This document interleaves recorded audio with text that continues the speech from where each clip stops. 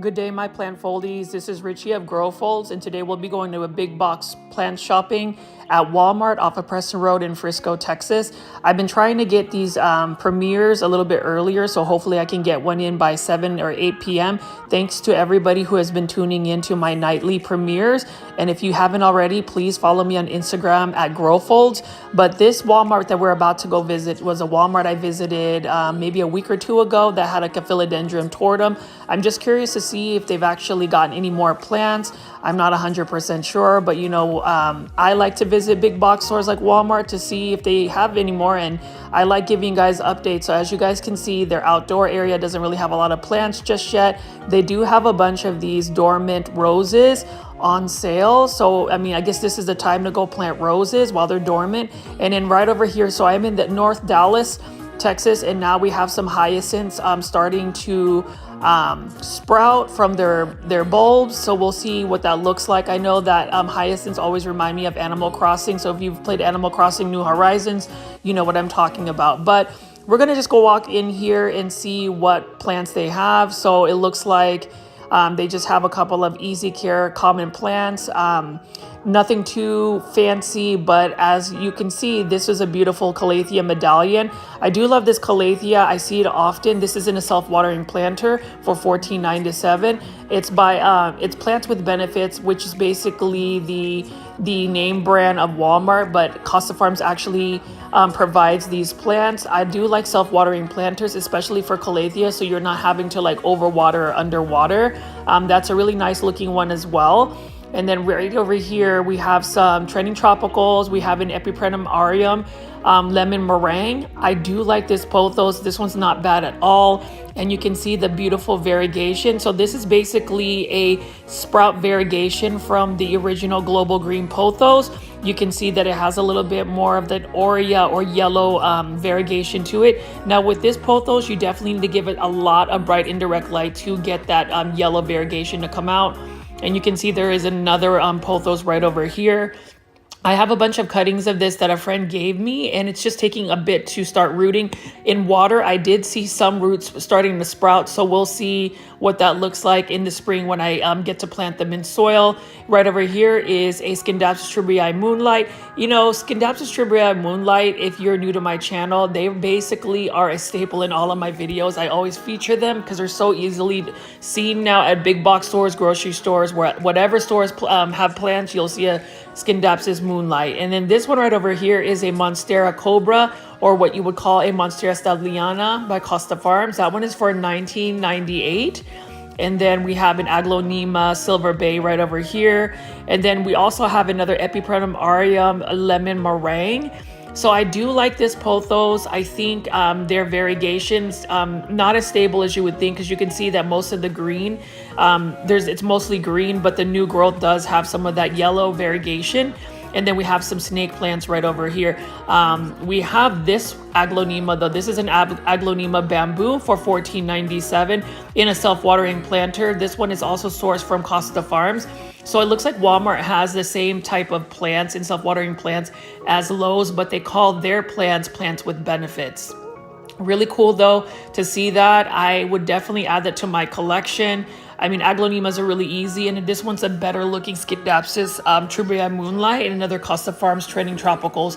I have yet to see some more Costa Farm trending tropicals hit the market, or at least in Dallas. You know, we got most of them, but I'm still looking for that tortum again. And I did notice that other plant YouTubers have shown some different Aglonema. So I'm just curious to see what kind of trending tropicals we'll see in the spring. And then you can see that this is a Majesty Palm. This is a staple as well. You will always see a Majesty Palm. You will also see a Dracaena Fragrans Hawaii. This is a beautiful, easy to care for plant as well. It can tolerate lower light conditions, water when the soil is completely dry, and that's about it. You know, this is the thing about common plants at big box stores. They're common plants because they're easy to care for plants. Like even this one right here, I would say this is a very common philodendron. Now this is a philodendron Birkin. And then we have probably the most common or second most common Aglonema, and this is the Aglonema red Siam. If you've watched my videos, you know that I will always show Aglonema red Siam. I love Aglonemas. I've said it before and I will always say it. I think they are an underrated plant, and I think more plant parents should actually add that to their collection because they're very easy to care for. Unfortunately, this Walmart doesn't really have a lot of plants, but I'm going to go ahead and take my time and show you just a couple of plants that are available. You know, it's always nice to just take a look at these plants. This one is a Dieffenbachia for $9.97.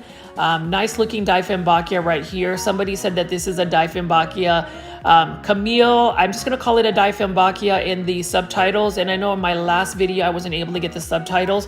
I know that a lot of people do like the plant IDs. They just tend to take a little bit longer, but I will definitely do that as I edit my videos to make sure I put the plant IDs. Let me know in the comments if you want me to continue to put those plant IDs because it is a little bit timely. You know, it takes a lot of time, but if it's something that you will satisfy your content, definitely let me know.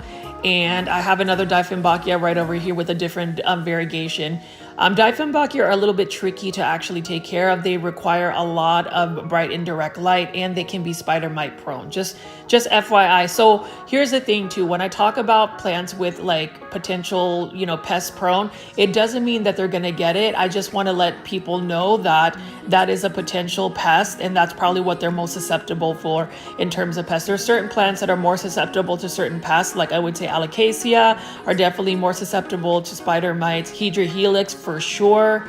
But those are just a couple of plants that, to name a few, you know, susceptible pests, you know, plants that are susceptible to those types of pests. And then we have another aloe vera here for $4.97. So I would say as far as succulents and cactus, definitely go to Walmart. They have the most cost-effective cactus and succulents, and they actually have quite a bit of varieties available for anybody who likes cactus or succulents. I do like looking at them. Succulents are so cute. Like look at how yellow this one is.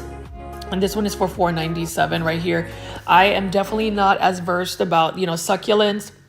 I did take a trip to Carmel by the Sea in California, and they were growing succulents outside their yard, and they were huge. So I definitely think in order to grow these succulents, you definitely have to have more temperamental weather, like more mild weather. You can't have like really, you know, harsh winters. They do like a lot of bright indirect light. So just FYI on that. And that's probably the reason why I haven't added succulents into my home. Kalanchoe, this is for $4.97, and Kalanchoe apparently are a form of succulent. So when I touch the foliage, it's actually got a rubbery succulent feel about it.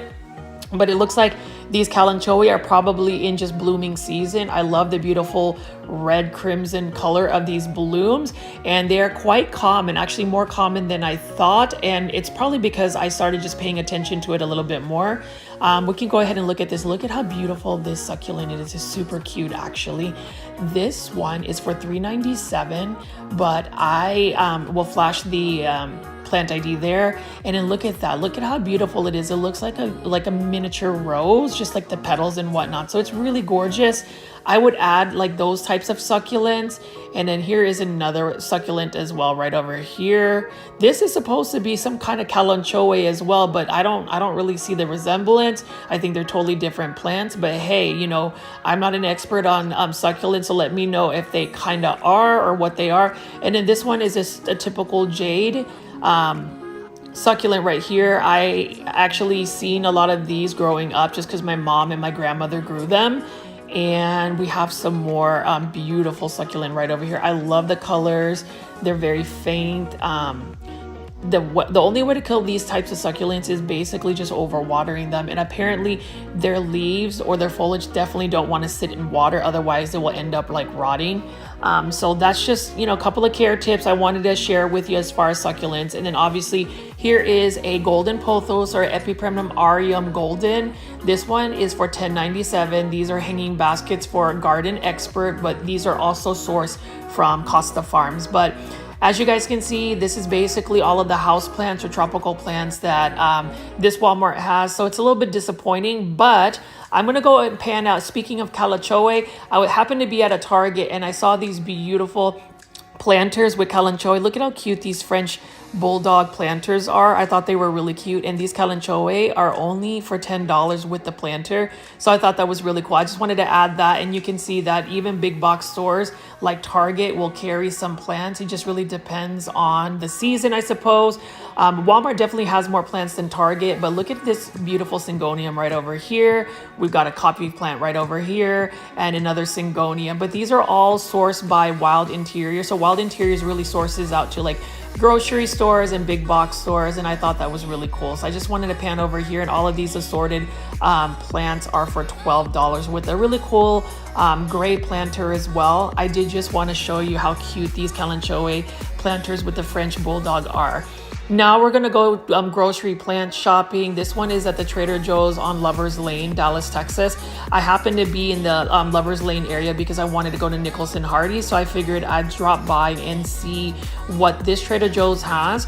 Trader Joe's is really known for its orchids and also its Ficus elastica or rubber tree plants, but I was told that they had some big philodendron black cardinals, and absolutely that whoever told me that is correct, and these are for $12.99. But look at how beautiful this philodendron black cardinal is.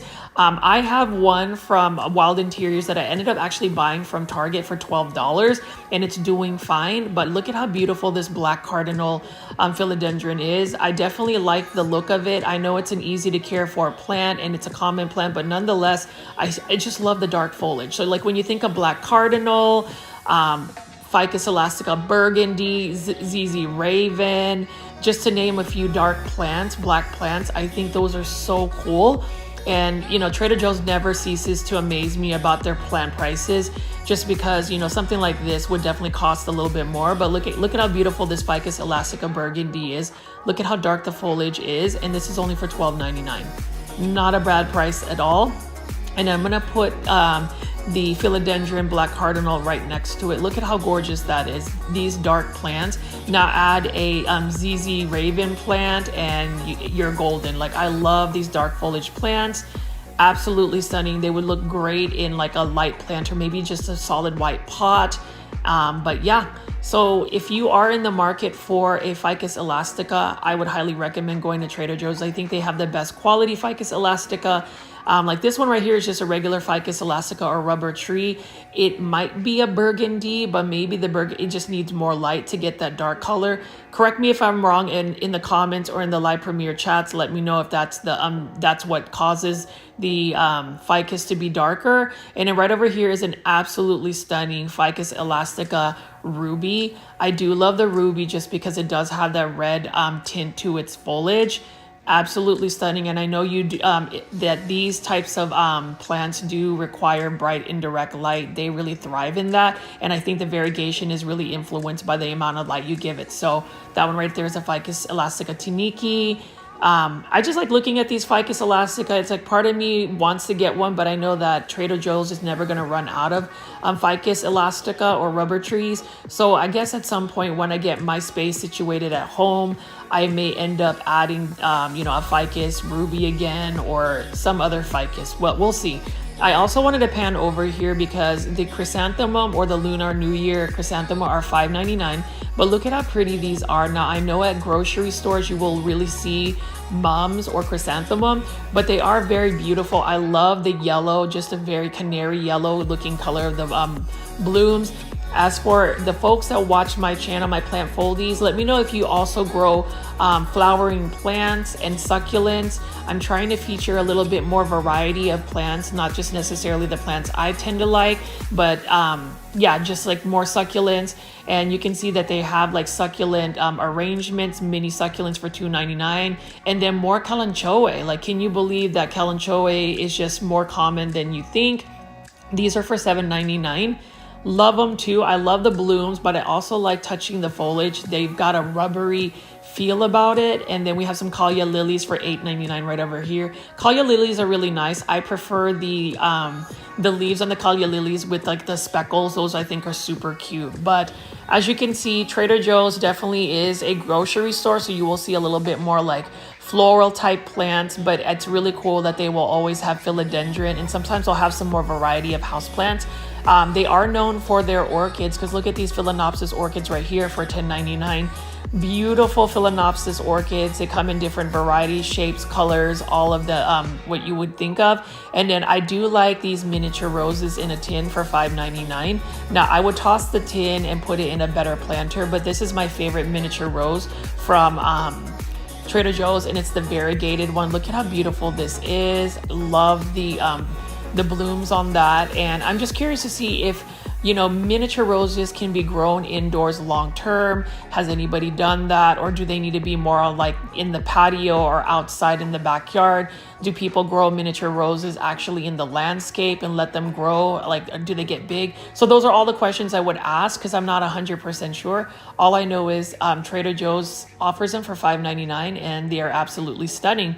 And then we're just gonna walk over here for some more orchids. These are just a typical white Phalaenopsis orchids, but they look like they're more of like that Matsue cascading orchid. So I thought that was really cool. And they do have different varieties of orchids besides Phalaenopsis. I'm gonna try to find one. Like, I think this one is definitely a different type of orchid right over here. I kind of wish they didn't have the plastic wrap, and that's another different type of orchid right here. But I do kind of wish that Trader Joe's didn't have the plastic wrap, so you can really look at the foliage, kind of like Lowe's.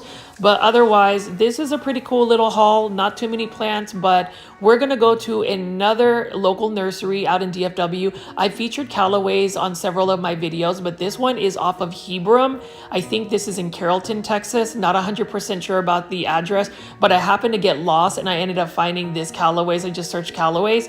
So I've never been to this location. It's very quiet. I do like shopping in the morning because you do get that special morning sunlight. And we're just gonna see. So Callaway's Nursery, there are several Callaway's nurseries in the Dallas-Fort Worth area. Really, really cool local chain of plant nurseries. And then you can see as we walk in, they have like a whole different room just for like plant supplies, like soil, fertilizer, pest control, and just some other things like moss poles, trellises, and whatnot. But we're gonna go walk over here and see what kind of plants they have. So most Callaways have pretty much the same plants. They just arrange them different. Some Callaways have more plants than others, but you'd be surprised about some of the plant discoveries. Like, I found certain plants that certain Callaways didn't carry or had more of an abundance. Let me know what you guys think of the Callaway's plant that I would feature today. It is a beautiful Tuesday morning, and that's when it's my day off and I'm able to like film a bunch of content for y'all. Again, thank you so much to all the plant folies who continue to join my live premieres. I really want to grow our plant community. I'm trying my best to just get as many plant content for you as much as possible, and I think I am going to start adding some of my origami in between the videos. But as you can see, this one is for 30% off, some type of croton. This one's got some very, very delicate looking foliage. And then I always find this, you know, I just find it interesting that crotons are really marketed as a house plant, but they really need to be in bright sunlight. And then this one right here is an Epipremnum aureum, neon pothos in a hanging basket. That one's for $24.99. And we're just gonna walk over here. This is more of the outdoor plant. On the left of us is a bunch of assorted ferns.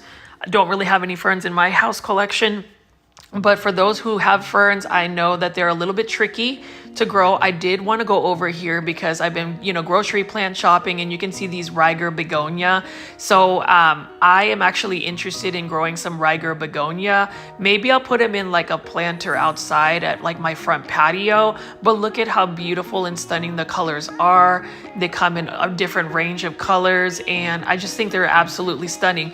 Now, if I am going to add a blooming plant into my home, like indoors, I definitely want to get an indoor azalea. I was really inspired to get an indoor azalea just because I went to this local plant nursery called Nicholson Hardy. It's off of Lover's Lane, and they had a bunch of azalea just growing, and they told me that it's a specific type of azalea that can really tolerate being grown indoors. So thought that was really cool. I know I'm rambling a little bit about some other plants, but I just wanted to pan over here, and you can see, look at these beautiful hydrangeas. Like, I've tried to grow hydrangeas in Texas, and it just hasn't worked out for me. I don't know if it's just if they need really deep shade, but I do find hydrangeas beautiful. I wish I could be able to grow them in my landscape because they are absolutely stunning. Love the pink hydrangeas right here. And those are also for $24.99 in a 6-inch planter. And we're just gonna walk over here and look at some of the other plants that they have available. They've got some azaleas right here. They've got some different flowering plants. They've got some hanging baskets of ferns right over here. More flowering plants. And I thought that this flowering plant is a really cute one too. I just kind of like how it has like a bell shape about it. And this one is for $12.99. Let me know about the plant ID, what you guys think of this plant, and if this is definitely something you would just grow outdoors. And then we have some more flowering plants right over here. I love visiting Callaway's. I would say I am in a Callaway's at least 3 to 4 times a week, especially now that I've been trying to get some daily plant video. I know that some people were worried about me burning out, but honestly, I get more joy doing this. Sometimes I get very stressed about, work and just life in general. So the process of making YouTube videos, plant videos, have really helped me cope with just some of the stresses of life. And then, it's just nice to interact with you guys. So I really appreciate everybody that supported me so far. And, you're in it for the ride. You guys are walking alongside with me. We're picking up plants together and we're looking at beautiful begonia like this. This Riger begonia, I swear, I didn't realize how beautiful these begonias are, especially the red one. Look at how crimson red that is. Really stunning. I'm gonna have to do my research a little bit more on the care tips of these Riger begonia. I would say if I grow one of these indoors, these definitely need to be next to a window seal. I'm sure that it needs to have a lot of bright indirect light just because it's a blooming plant and it takes a lot of photosynthesis and energy to produce a bloom. And that's why for like aroids or just houseplants, if your houseplant starts to bloom, like for instance in Aglaonema, you want to snip away the bloom because it takes more energy from the plant versus it focusing on growing leaves. So just a little tip if you have aroids to snip the blooms. And then I just wanted to show you this. This is probably my favorite fern, and that is the maidenhair fern. And then we talk about these Dracaena that we will see at, big box stores, but look at how large they get once they mature. So you'll find like a Costa Farms, Exotic Angels, Lemon Lime Dracaena, and it'll be in a small like 3-inch planter, but look at how large they will eventually get. Care tips for that. And then what is this? $34.99. That is not bad at all. Care tips for Dracaena is you just want to make sure that you can give it bright and direct light. It can tolerate lower light conditions. You can just let it dry out completely. It doesn't require a lot of light, and that's basically it. My favorite Dracaena though would be the hurricane or tornado Dracaena. If I find one, I will definitely show y'all that. And then right over here we have another Calathea macuyana. It looks like it's in the same type of size pot as you would find at Home Depot. This one is for $39.99. So Home Depot Nature's Way is $29.98, so you'll be better off going to Home Depot. And then we have some peperomia right over here. Cupid's Arrow peperomia, that's really cute. And then this one right here, even though they just watered all of these plants, this is a spathiphyllum that looks like it needed some water. So give it about an hour or two and you'll see that spathiphyllum or peace lily just perk up. And right over here we have a bunch of magnolia trees. Being in the south, you know that you will see magnolia trees in a landscape. It's one of those like southern trees that you will often see in landscapes. And then this one might be a Dracaena hurricane, although the leaves are not twisting as much as like a Dracaena hurricane or tornado, whichever one you want to call it. But again, Dracaena, just like Aglaonema, are very underrated plants. I think people look at Dracaena as kind of like an office plant, a doctor's office plant, a corporate plant, but you can put that in your home and enjoy it as well. And we have right over here some more assorted Alocasia and Philodendron. So we've been seeing a lot of Alocasia Silver Dragon by Costa Farms and then other Alocasia, but look at this right over here. This one is for $14.99.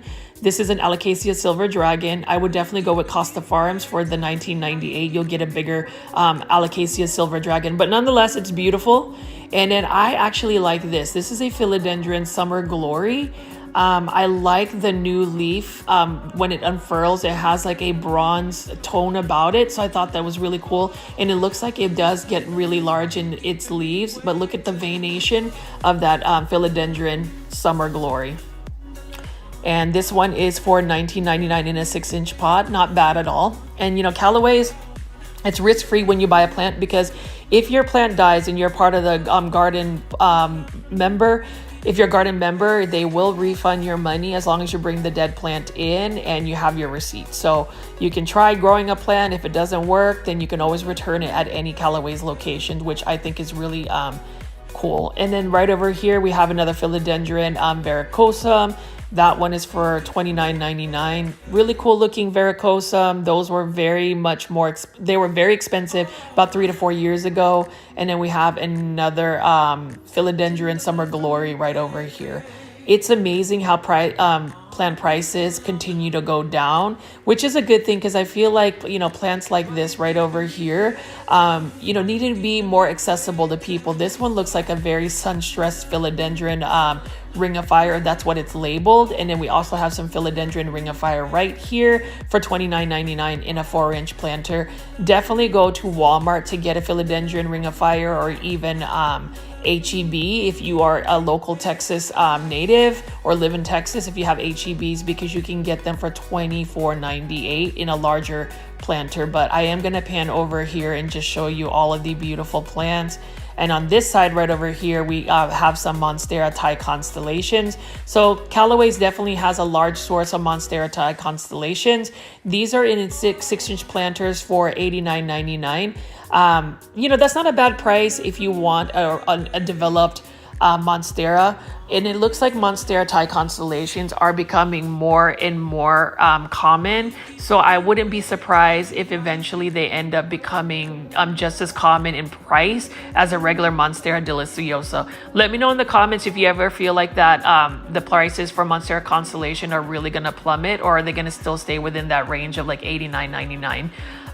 Gosh, this is so beautiful. I just love going to Callaway's plant nursery. Like, it is amazing. I would consider like Callaway's plant nursery is like the big box of plant nurseries in the Dallas-Fort Worth area, but they have such healthy looking plants, varieties of plants, and they even have an extensive outdoor, you know, section with plants for your landscape. I just happen to, you know, showcase the indoor plants right over here.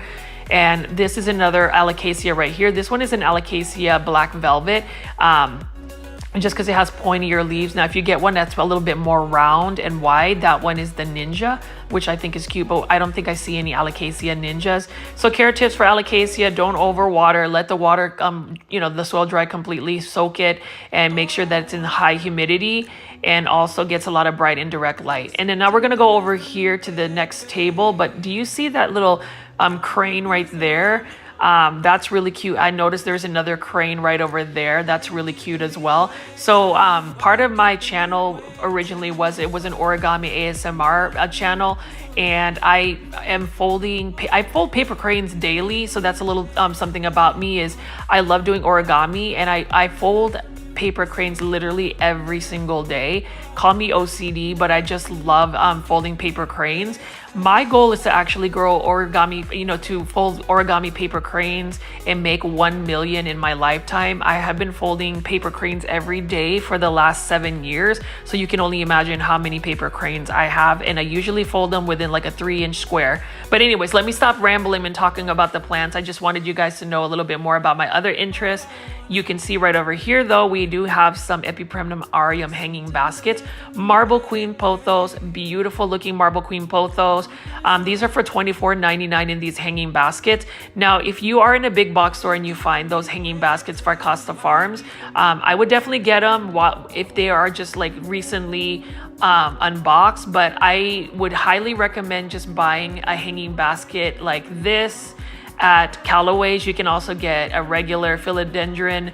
Well, actually, this one is a jade poth or golden pothos right here, and these are all for $24.99. I ended up buying a couple of hanging baskets from Walmart and also at Rubal's. Like, look at this beautiful Epipremnum aureum neon. This one's for $16.99. It's in a 6-inch planter, and it's also starting to trail, so you can literally convert that into a hanging basket. What I love about the neon pothos, though, is just look at how vibrant the leaves are, especially in different lighting conditions. Like when it's just a morning sun, it really illuminates that yellow. And then we have a bunch of philodendron hederaceum Brazils right over here. Really like philodendron hederaceums. There's just different varieties. We've got just a regular Hederaceum, and then you have the Brazil, you have the Rio, you have the Cream Splash, White Stripe. They have all sorts of different types of variegation. All I know is this. Philodendron Hederaceum are absolutely gorgeous. They're beautiful trailing plants, but if you grow them up on a pole, they will also upsize in their leaves. So that's the thing about aroids, especially epiphytes. They want to cling on to something because they grow upward, and as they grow upward, their leaves start to get really large. This one's a really cool staghorn form cradle. And then we have a Schefflera amato. I think that's how you pronounce it. That's really nice. I actually like that type of Schefflera, but look at this. Now this is a plant find for me because I've gone to several Callaways, but I have not seen full baskets of Epipremnum pinnatum Cebu Blue. And this one is a full one for $16.99. Yeah. I definitely wasn't planning on buying a plant today. It's always like whenever I go plant shopping, I'm like, I'm never going to buy a plant, or wasn't planning on it. Well, I bought a plant. I'm definitely going to pick up one of those just because I love Epipremnum pinnatum Cebu Blue. And to find one that's already trailing, I'm not sure if I want to just let it trail down a shelf or put it in a hanging basket. But for $16.99 for a full plant like that that's trailing is a steal. So I'm definitely going to get one from this Callaway's today. This is actually the first time I've visited several Callaways, at least in the North McKinney area, and they don't really have Cebu Blue pothos, so that's really cool. It's just a matter of which ones I want to get. They do have a smaller one, but look at this right here for $16.99, guys. Would you buy this Epipremnum pinnatum Cebu Blue? That's absolutely stunning. Like I need this. I think everybody needs this, and you can actually make several plants out of that. Now, the thing about Cebu Blue pothos is it can tolerate lower light conditions, but if it does, it will start shooting out runners versus foliage. I actually have a sad one, I think, that got attacked by some spider mites. Some of the leaves are yellowing. I might just end up chopping it up completely and then spraying down the leaves, making sure there's no more pests, and then like propagating it. But we'll see. That's what I actually do with a lot of my plants that just need to be reset, is I end up just chopping them up. But look at this one right here. This one is for $6.99, and it's already a trailing full basket of Cebu Blue. Love that so much. If you grow it up a pole and let it mature, it will start to fenestrate. And then we just have some more of these Philodendron Hederaceum Brazil. Let me know in the comments, guys, or in the live chat if you grow Philodendron Hederaceum. What's your experience with it? I love them. They're easy and they grow well for me. And then look at this beautiful peace lily or spathiphyllum right over here. I really like this a lot. I do like the mint variegation it has, and this is actually only for $6.99. That is not a bad price at all for a peace lily. And that's the reason why you have to go plant shopping at either a big box store or nurseries. So for anybody who's not in the Dallas-Fort Worth area, do you guys have like a chain of nurseries in your city that you visit? Do they have cost-effective prices like Callaway's? Let me know in the comments. And you know how we talk about dramatic plants and finicky plants? Well, here is an example of a calathea that needs water. Literally all the leaves have just curled up. She's not happy. She needs water. It looks like they just watered the plants this morning. So if you were to come back like maybe a couple of hours later, that calathea will perk back up and it'll look like some of these calatheas. I do like looking at the Calathea White Star. Look at the variegation of that Calathea White Star. Absolutely beautiful. I have this size one for $6.99, and then I ended up getting the larger size, which is in the far back over there, for $16.99. Not bad at all for a calathea like that. And then this is a beautiful Calathea ornata. I ended up returning it at Callaway's because I ended up killing it. So I may add the Calathea ornata again. We'll see. That's the thing about calatheas. They are finicky. You have to stay on top of their watering and their humidity levels for them to really thrive. That's the only drawback with those plants. They have such beautiful foliage, but it does come with a price, just a little bit more plant care. And then you can see here, this is an Aglaonema Lady Madonna. Lady Madonna is serving us with beautiful stems. I love how white the stems are, and that's the thing about Aglaonema. They come in so many textures and varieties, but also stems, the different colors. And then we have some pitcher plants right over here. Definitely think these are super cool as well. I've thought about growing a pitcher plant. You definitely need to hang them though, just to get the full effect. Like, look at how cool that is. Do you guys grow pitcher plants as well? Let me know in the comments. I love knowing what my plant foldy community actually grows. What are your favorite plants? What do you dislike? What do you like? Let me know in the comments or in the live chats. I definitely want to continue to keep engaging with y'all. And again, we're just going to keep looking at these calatheas right over here. Look at how beautiful this calathea white star is. It's one of my favorite calatheas. I would love to see a calathea white star, like a really large one. And it's the same thing with a calathea dotty, that purple calathea right there. You often see at a big box store. And then right over here, we have a ficus benjamina. Right over there, it looks like a full-blown tree. And then what else do we have here? We have some more spathiphyllum right over here. This is really lovely, and this is for $6.99. Not bad at all for a plant that can tolerate very low light conditions. Like, you can literally put a spathiphyllum or peace lily in your bathroom and it will still grow. It will not die and not get really leggy either. So that's one of those plants that can really tolerate very extreme low light conditions for some reason. And then obviously we're going to look at syngoniums and some more ficus elastica right over here. This one is a ficus elastica ruby. Beautiful looking ficus elastica. Again, though, I would tell you Trader Joe's would be the better deal in terms of ficus elastica. I mean, these are still beautiful plants, but if you're looking for a price, you definitely want to go there. And then I've been looking at this syngonium for a while. This one is for $29.99. It's a little bit more expensive, but if you end up finding the 3.5-foot planter, you can get one for $6.99. And so I feel like there's a big stark price difference between the 6-inch planter and the 3-inch planter. I love syngoniums. They used to be my #1 plant. They might still be, it depends.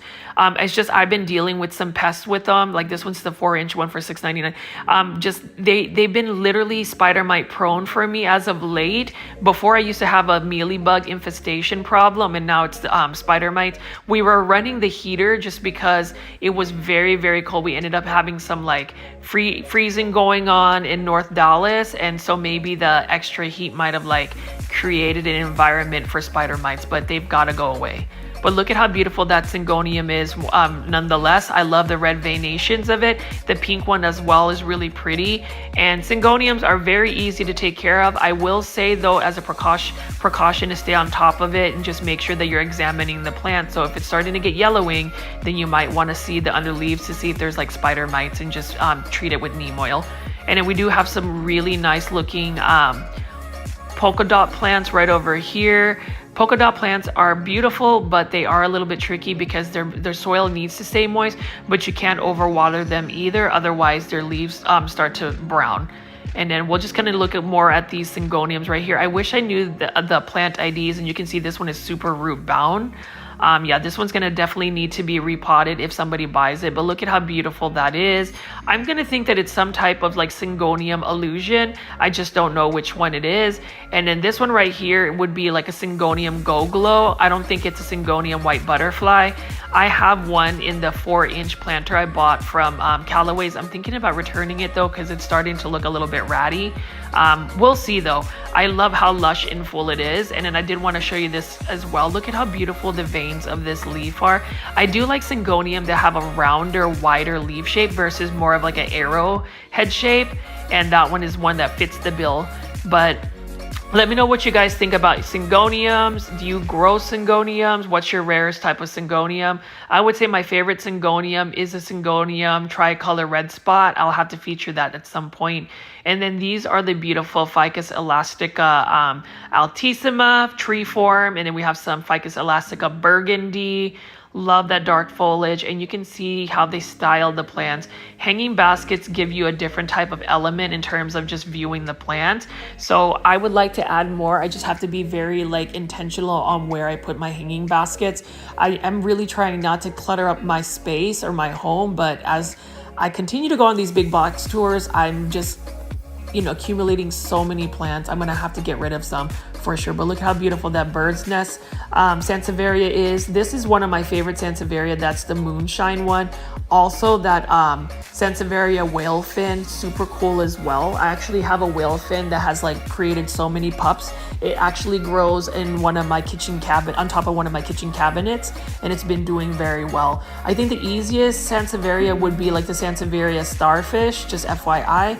And then you can see we have some Raven ZZs right here for $29.99. I ended up getting some Raven ZZs, 2 of them on clearance at Walmart for $7 a piece. So I definitely had to take that home and take advantage of that. I know that they would be a very easy to care for plant. And then we have some zebra plants right here. We've got a ficus ginseng right over there. A ponytail palm. We've got some anthuriums right over here. And then we're gonna look at this. So Callaway's has a bunch of leaf joy. So they have different kinds of like collections of plants. And I thought that was really interesting that Callaway's has its own little poster for like proven winners plants. I do like proven winner plants. My favorite that I've gotten so far this year at a big box store would be my philodendron mayoi.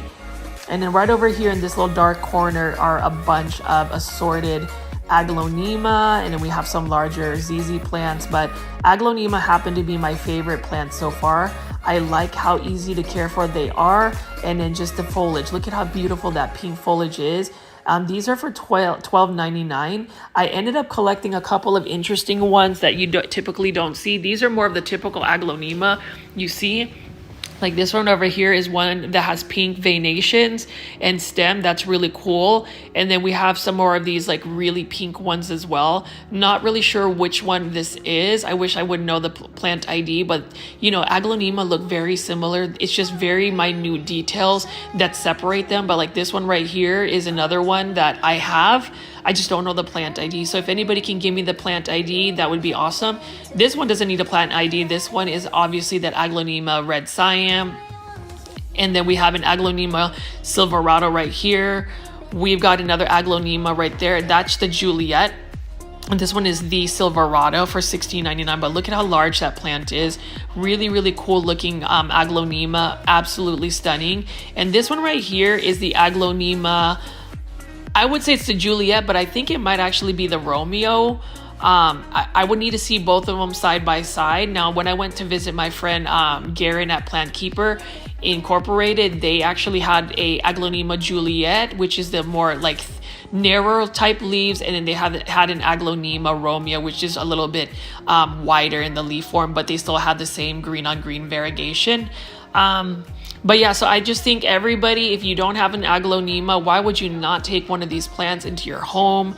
They are stunning. I always say it, and I hope that we can continue to grow Aglaonema together. And that's the thing about the Plant Foldies community. So you know how I'm doing the Hedra Helix challenge? If you have a Hedra Helix that you're growing indoors, please make sure to add me on Instagram, tag me at GrowFolds, and use the hashtag Hedra Helix challenge, hashtag GrowFolds. I would love to see our community grow on IG as well.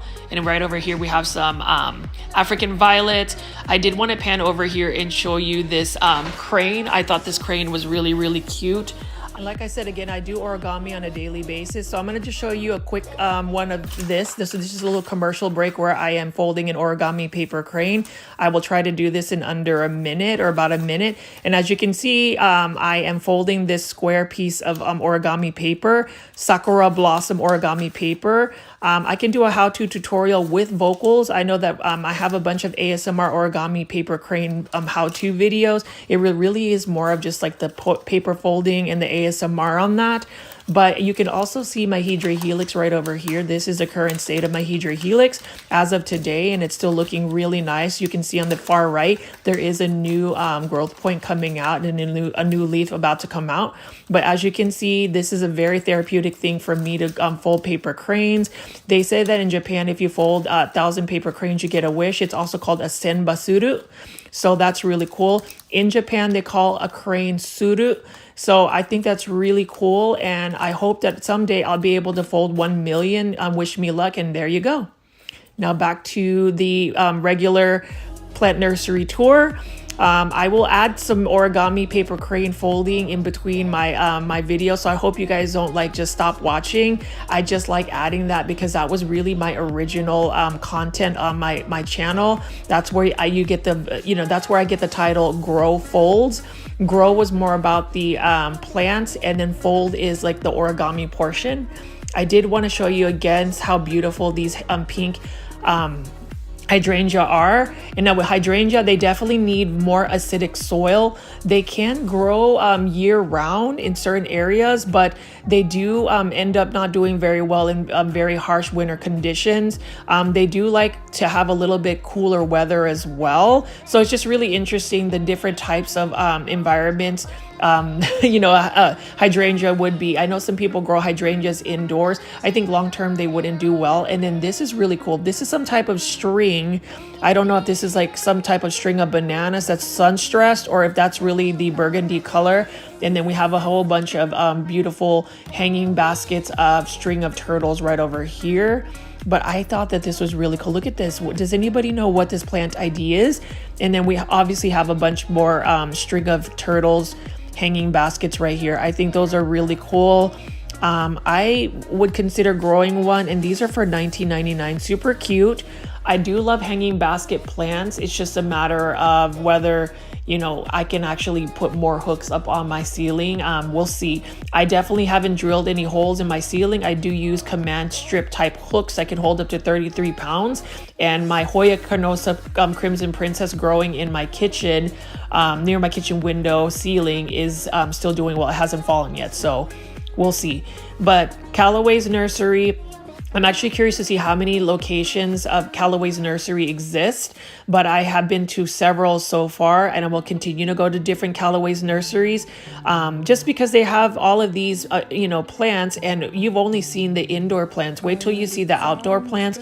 They have a wide range of Japanese maples, and different types of shrubs for your landscape. You know, we just passed by a bunch of those staghorn ferns. I did want to show you again this neon pothos right over here in a hanging basket. Love that plant. Although I did put a poll up there asking if you like the philodendron hederaceum lemon lime or the epipremnum aureum neon pothos. I am leaning toward more of the philodendron lemon lime, hederaceum lemon lime, the heart-shaped philodendron, just because it just has a nice shape to its color, you know, to its foliage. So yeah, I did want to show you this as well. I found this plant for $6.99. I do like the texture of the foliage. I thought it was super cute as well, and it's very much lush and green. So, you know, looking at green plants, even if they're not variegated, I mean, there's a sense of like calm that you get, or at least for me, plants make me happy, and I hope they make you happy as well. Just like this Thai constellation makes me happy. I don't have this type of constellation, my Monstera Thai constellation anymore. Mine is super fenestrated. It is about 4 or 5 feet tall, and I don't have any more juvenile leaves like that. I've been growing it for about 3 years now, 3 or 4 years. But look at how beautiful these are. I might end up getting a Monstera Thai constellation, like a juvenile version like this. It just depends on the variegation and the price. I feel like I can get a better price than $89.99 though. I mean, no shade to Callaway's. I think these are healthy looking plants, and I'm just really happy they're more accessible. And then here's another crane, or what you would call suru in Japan. So those are what I make in as far as like origami. So anyways, this one is another Monstera deliciosa, just a green form in an 8-inch pot for $34.99. Not bad at all. There is a little bit of leaf damage on that one leaf, but you can see, I don't know, just Callaway's is just very relaxing. I know I do a lot of big box shopping videos, and I'm hoping that you guys have stuck around to at least look at this nursery, just because plant nurseries will just show you what kind of plants are available, and it will also see whether a plant nursery is overpriced. And sometimes I feel like big box stores are overpriced. You can actually get better pricing from a local nursery like Callaway's. Like I would tell you, these epipremnum aureum or these pothos, $16.99 for this beautiful Marble Queen pothos. It's better than maybe an Exotic Angels, Costa Farms, you know, pothos for like $5.98. You get a larger size plant. I mean, to each his own. You know, I love Costa Farms. I'm not saying anything negative. It's just that you just have to compare your prices. Like, for instance, this one right here, look at how beautiful this philodendron cordatum is right here. Look how gorgeous that is. Even if it's just a green one for $16.99, that is a lush plant. And obviously the Cebu blue pothos or Epiprenum pinnatum Cebu blue, look at how gorgeous and it is, and like it's already trailing. So I'm definitely gonna add that to my collection. So I don't know, you know, let me know what you think about Cebu blue. Have you been able to actually let it fenestrate and grow up a pole? I've only really seen the juvenile forms of it, but yeah, these are just absolutely stunning. I'm hoping you're enjoying this Callaway's nursery tour. I just like walking around and showing y'all. And then here's another crane right here. I might actually get one of these cranes. I think they're $99 to put in my like landscape in the back for my Japanese garden. We'll see. But you can see that, you know, going plant shopping early in the morning, there aren't a lot of people, which makes it much easier for me to blog. It's really exciting to see a lot of people really catching up to my videos. I've been told that some people have binge watched them. So that just is very flattering for me, because I mean, you spend an entire hour or so listening to me just ramble about plants. But if you're learning something, if you're gaining some time of entertainment, if you're getting some relaxation, then that's all that matters for me. And this is a beautiful crane again. I actually might end up getting this someday. I love that decoration. It'd be really cool. And we're about to finish off this video, but I did want to show you some cyclamen. So I've been on that cyclamen phase where, since I've been going to grocery stores, I've been seeing a lot of cyclamen, and I actually appreciate it. I thought they were kind of just like jarring in their color, but look at how beautiful the blooms are, but also the leaves. They remind me of like begonia leaves almost. But I love how Callaway's has them like in different, they basically have them in different sections. So like, look at all the white cyclamen, and then we have some red cyclamen and then some other blooming plants. I've been told by other plant foldies in a community that they are difficult to grow long-term, especially indoors. But then they are also difficult to grow outdoors once the weather starts to get hot. So are they more of an annual plant? Are they perennial? Let me know in the comments. I'd love to learn more from y'all as well. And then we have some hanging baskets of Christmas cactus. Again, if you're going to buy Christmas cactus, definitely buy Christmas Eve if you're out and about, or the day after Christmas. You'll get them for 50% off at big box stores. I do think they're really cool, and it looks like some of the lilies are about to start blooming. I love these blooming plants right here. I don't know, those are Kalanchoe again, and some more Christmas cactus. I do think this is really cute though, how some of it got sun stressed. And then this one's for $2.99 for a small Christmas cactus. So I think that that's really cool. I love Christmas cactus as well. I've known some people who have had Christmas cactus for years and they've keep blooming. So I thought that was really interesting. I might actually add one to my house collection among many other plants. I just need to get my space at home right, just because I have so many plants just like lying around, and now I can't really enjoy them because they're so cluttered. So we'll see. And then now we have some more Alyssum blooming hanging baskets. Those are really cool. And what else do we have here? We've got some camellia. Love camellia as well. That's another shrub that I would want to grow. I have some azalea, some Satsuki azalea that has grown in the ground for me in my backyard for about a year now. So I'm happy about that. I feel like their roots are established. But look at how cool these spider plants are, guys. Like this one is for $29.99, but you will get a highly established spider plant with several babies. Look at that. Now, I don't think this is the Hawaiian one, but look at how cool this spider plant is next to this crane right over here. Really, really cool. You can, you know, snip a couple of those babies. Actually, you can snip a lot of those babies and have several spider plants. I think that having the babies like that, though, are super cool. It reminds me of that spider plant that YouTuber David Morales got when he was out big boxing. I actually tagged him on an Instagram post showing these spider plants because I thought of him. There's certain YouTube plant bloggers that I actually think of whenever I go out and shop for plants. So you might end up getting a tag if I see one of the plants that just remind me of you on Instagram. But as you can see, those are really cool spider plants. Let me know what you think in the comments. And then plant foldies, I know that this video is about to end. As always, I appreciate you guys for always tuning into my plant premieres. I will have so much more content available for you aside from just big box plant shopping, local nursery tours. I eventually will start showing you some tutorials, and I will see you on the next one. Bye. Good day, my plant foldies. This is Richie at Grow Folds, and today we'll be going to another Walmart in McKinney, Texas. This one, we're going to be looking to see if they have some more of those Costa Farms trending tropicals. Thank you guys for joining the premiere live chats. It's always fun to chat with you guys. I do premiere videos at 9 a.m. and 6 p.m. every day. Sometimes it could be a little bit late, but thank you guys for tuning in. So we are walking into this Walmart. I haven't been to this Walmart in a while, so we'll see if they have some restock. So hoping to see a restock. I'm not sure if they've actually restocked, but if you notice, Walmart has some $1, $5 stuff going on here. These planters are looking really nice. I did want to pan over here because I am planning on doing a video featuring planters. So these are pretty cute for $3. But yeah, I wanted to do a planters video comparing Walmart and other big box stores. But we're going to walk over here. It looks like they still have a bunch of holiday stuff. Man, there's stuff on the floor, but oh yeah, I can see that. Yes, they do have a restock. So this is exciting. We're going to go ahead and look at all of these plants, which I believe are $5.48.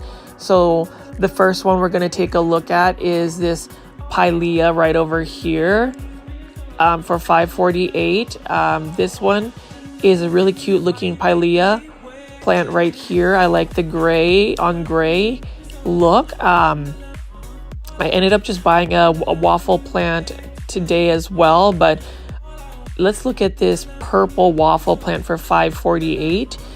Notice that Trending Tropicals has a new planter for these 3.5 inch assorted exotic angel plants right over here. So that's really cool. I like that. I had a viewer let me know that they wanted me to take my time on just showing the smaller plants. So this is what I'm doing, is just showing you guys some of the smaller plants. Now this is really cool. I like this. This plant is the China doll. And I did ask around if the China doll was like spider mite prone, and it is not. It just needs a lot of bright indirect light. I do like how the foliage is very delicate.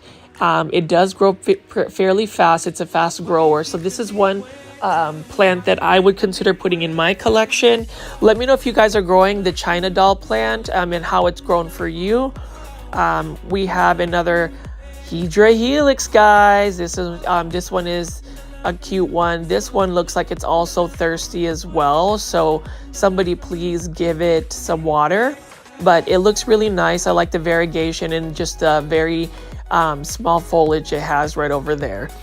But I'll pan over here. This Walmart looks like it got like a full box of these plants. This one right here is a Marginata bicolor. Dracaena marginata bicolor. So that's really cool. I love the delicate leaves. It looks like it has a couple of colors indeed.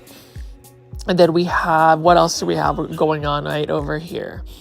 We have another Hydra Helix, Spear Point Ivy. So this one's a Spear Point Ivy for $5.48. It looks like the non-variegated version of that other Hydra Helix. So that's really nice looking right over here.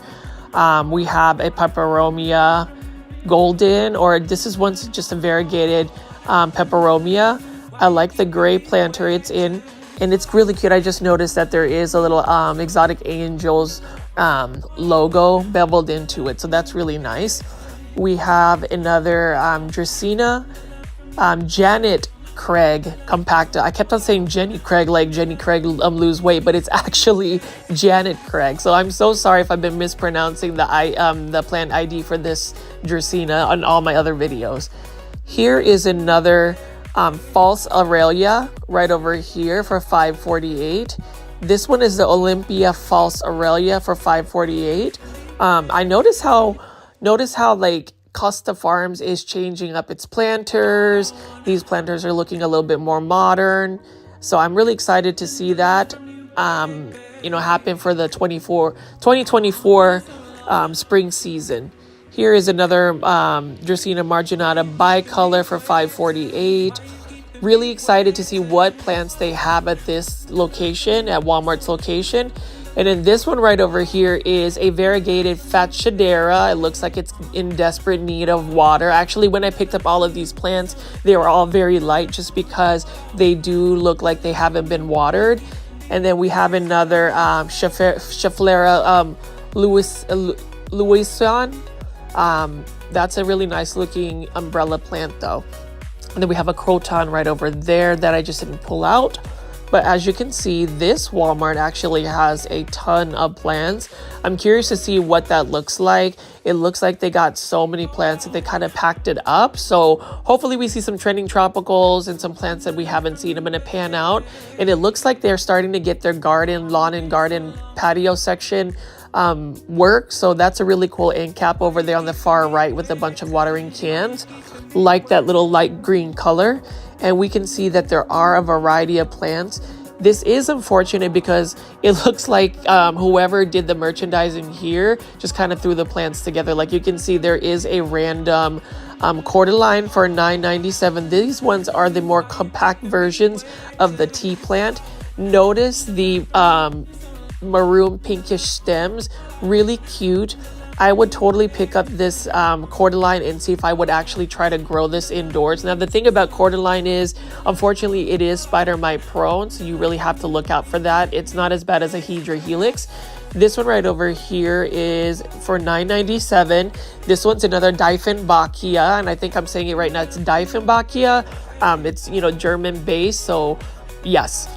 But I like the variegation on this one right here. This one is the Garden Expert variety, which is basically grown by Costa Farms, but that is the name brand for Walmart plants, is Garden Expert, if it is not a trending tropical. So what else do we have going on over here?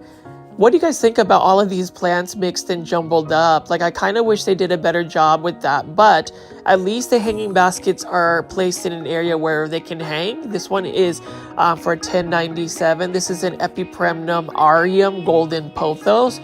That one is a classic pothos right there. Everybody should have one in their collection. I have one growing in my collection for sure. And as we pan over here, we have a bunch of other garden expert plants, like this one right here. This is really cool. I haven't seen this at any of the location. This is another compact cordyline or tea plant. I like that this one has more pronounced pink variegation. It almost reminds me of the Aglaonema in terms of just the pink outline. So that's really cool for $9.97.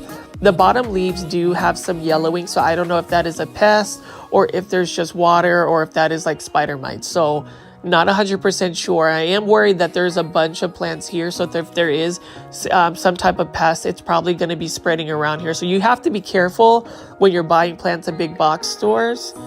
This one is a Dracaena Janet Craig compacta. That's really cool. But just to go back to what I was saying, when you buy plants at big box stores, you always have to assume that you are picking up a plant that has been exposed to like plant pests. So just to let you guys know what I do, if I were to buy a plant here today, for instance, I would go ahead and obviously isolate it from all of my plants. I would get some insecticidal soap. I like to get the organic brand of insecticidal soap, so it's not really strong pesticides or like chemicals. That's just kind of dangerous for me. I will spray the plant down completely, the undersides of the leaves, the stems, some of the soil, the bottom of the plant, the side of the planter, for instance. Let it sit there. Then I would do some systemic granules, water it with some Super Thrive. And then after the plant's dried up a little bit in terms of just the insecticidal soap, I would go back, rinse it out with some water, the leaves, like spray some water on it, let it dry again, and then use some We the Wild neem oil. And then I would let the plant sit isolated for about a day or two before I put it into my collection. So I know I rambled on there and I've kind of featured some aglaonema while I was talking about that, but I did have a couple of viewers ask me like what my preventative care is, and that's what I do when I buy big box store plants. So as you can see, this one is an aglaonema red Siam or Siam aurora. So that's the thing about plants. They have different names for the same plant. So one could be called like Siam aurora or red Siam, but it's pretty much the same. Either way, I think that you all should definitely get aglaonemas if you haven't already. Did you see all of the like nice bright coloring on those leaves? It's really gorgeous, and they only and they actually tolerate low light conditions. But you can see here, this is a mini ficus lyrata, but if you see on the leaves, there are mealy bugs. So yeah, definitely need to spray down the plants if you are going to buy, for instance, at this location. Either way though, I mean, that's just the nature of big box stores. You know, somebody mentioned like if I was being very negative toward big box stores. It's not that. I just think it's the whole process of, you're flipping a bunch of plants, you're selling a bunch of plants, and this isn't necessarily a plant shop. So the care for the plants, obviously we can't expect 100%. So I totally get it. I just feel bad that these are beautiful plants and, they need just a little bit more love, So we're looking at that sago palm right over there. That one is for $14.97. So all of these self-watering planters that Walmart has is really nice, and they've actually upped the look of their self-watering planters. I really like that. So for instance, we have now found a trending tropical. This one is an Alocasia silver dragon. I recently bought one of these a couple of days ago, and Alocasia, they're a little finicky, but this one's for $19.87. I think that that's going to be a trending tropical a lot of people buy. And look at this one. I love this. This one is another trending tropical. It's been in the market for a while. This is an Epipremnum aureum golden pothos. So this is an actual pothos that was developed in Japan from a mutation. A lot of people say that the parentage is either from like an Enjoy pothos or pearls and jade. I'm going to assume it's Enjoy just because the green on green variegation is more pronounced in sectoral versus like the pearls and jade that has a little bit of splotching. But I am actually tempted to buy one of these Epipremnum aureum golden pothos. Even though I already have some, I'm going to go ahead and start moving some of these trending tropicals right over here to feature what they look like on this like barbecue grill. But this one is for $19.97, and you notice the modern looking self-watering planter. I am actually really happy that Costa Farms moved to that. I think it gives it more of a classic look, a more modern look, and nowadays I think a lot of people are looking for simplicity when it comes to their planters. This one is an aglaonema golden papaya. So that one's a really nice looking aglaonema. I have about 2 of these in my collection. And you notice that these stems are beautiful, and it's a happy aglaonema just because it's starting to push out pups. So that's the thing about aglaonema, guys. If they're happy and they're mature, they will start pushing out pups, in which you can actually separate from the mother plant. Other ways to propagate aglaonema is obviously like cuttings from it, just making sure to cut below, the node. And I think water propagation is the most successful way of propagating aglaonema for me, besides doing the pup or the baby separation. Here we have some more trending tropicals mixed in. This one is a Scindapsus trubii moonlight. I actually am thinking that for this season, if I find some really good trending tropicals and save up some money, I think I'm going to try to get every single trending tropical. So obviously I don't have a Scindapsus moonlight in my collection anymore. I didn't really have one just because it's a very slow growing Scindapsus, but nonetheless, look at how beautiful it is. It has like a very nice aquamarine blue silvery shine, and that one is for I kept on saying $19.97, but I think it's $19.84 is what the prices of these trending tropicals for Walmart. And here is another Rhaphidophora tetrasperma. So it looks like this Walmart has quite a bit of trending tropicals. You can see the Rhaphidophora tetrasperma, or what a lot of people call as the mini monstera, even though it is not a monstera technically.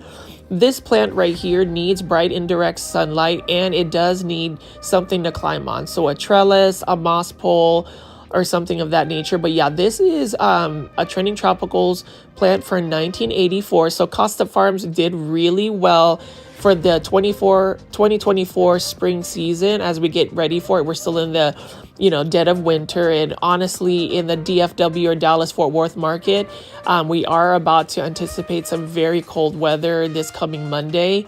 I am filming this on this past Tuesday, so we'll see what that all looks like for plant deliveries. But here we have another Monstera adansonii. This one isn't looking as healthy. I would buy a Monstera adansonii trending tropicals just because the foliage of the leaves are much larger than the adansonii that I've found.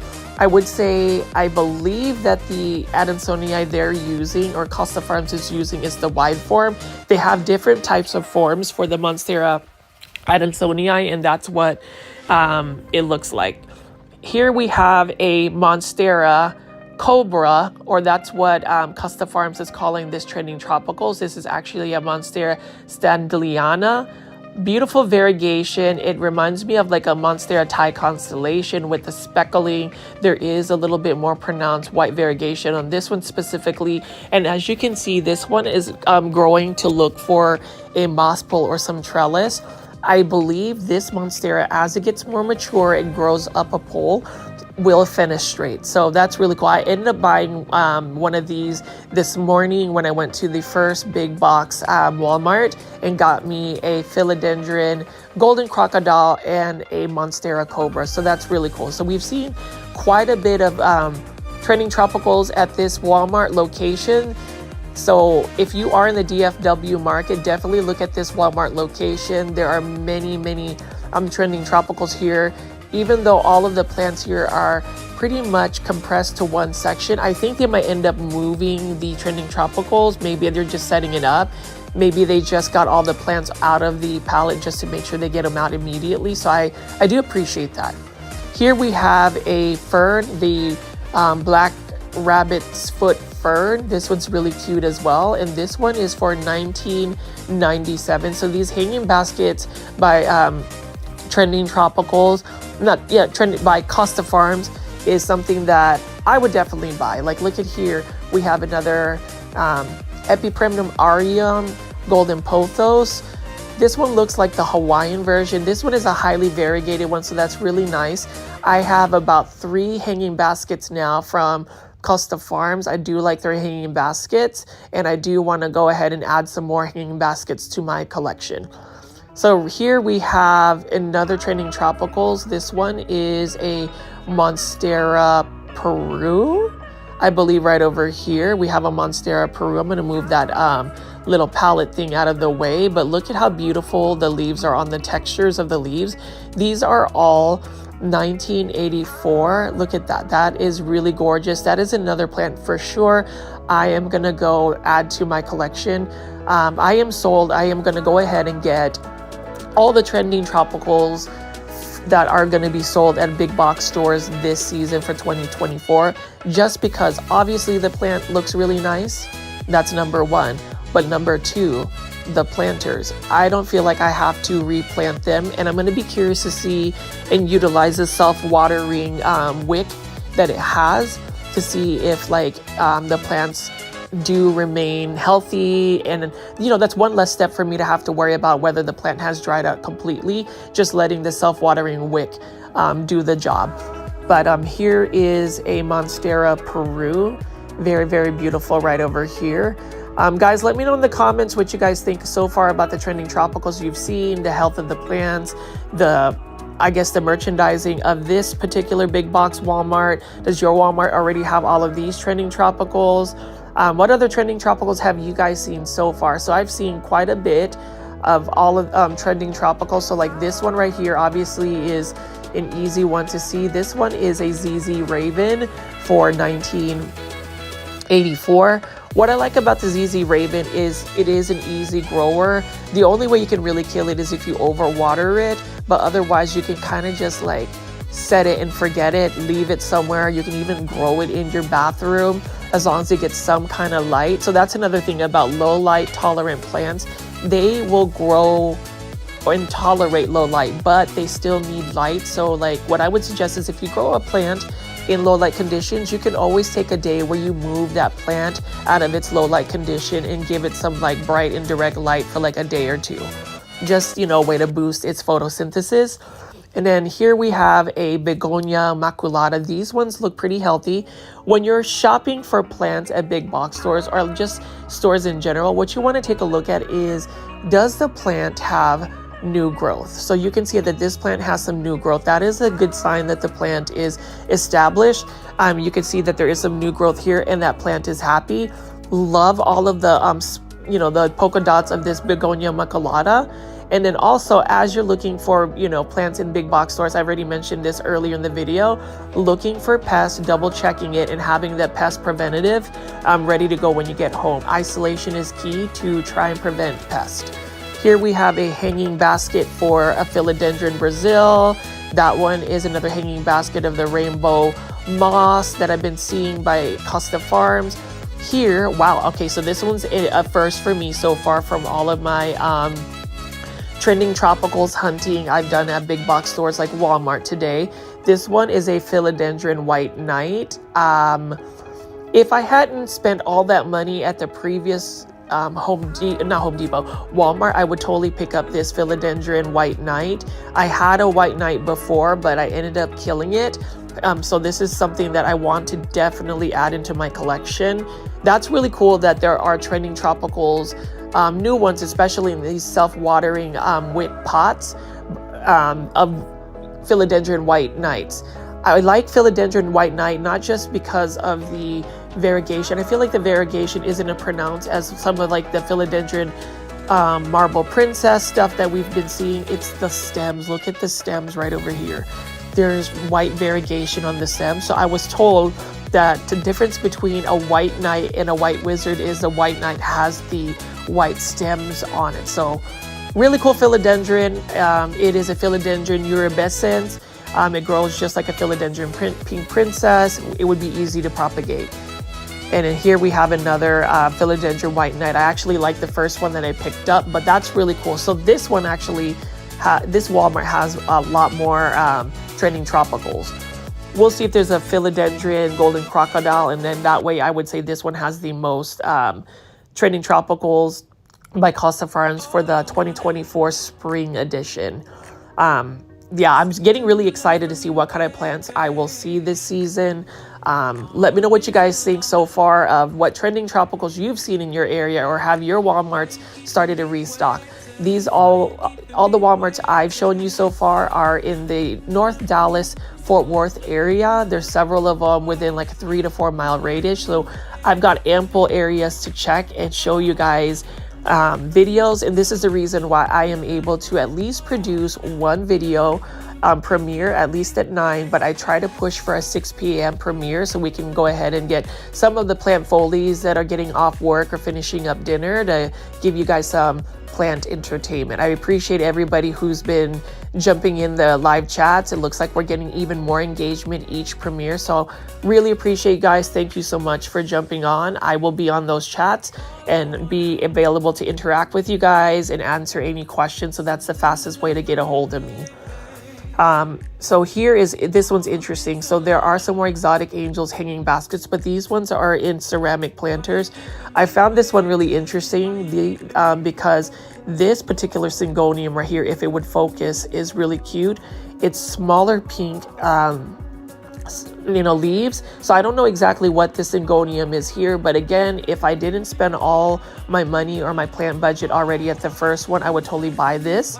And this is actually, so I kept on saying Tradescanthia nanuk for all of those proven winner plants, but this one's an actual legit Tradescanthia nanuk.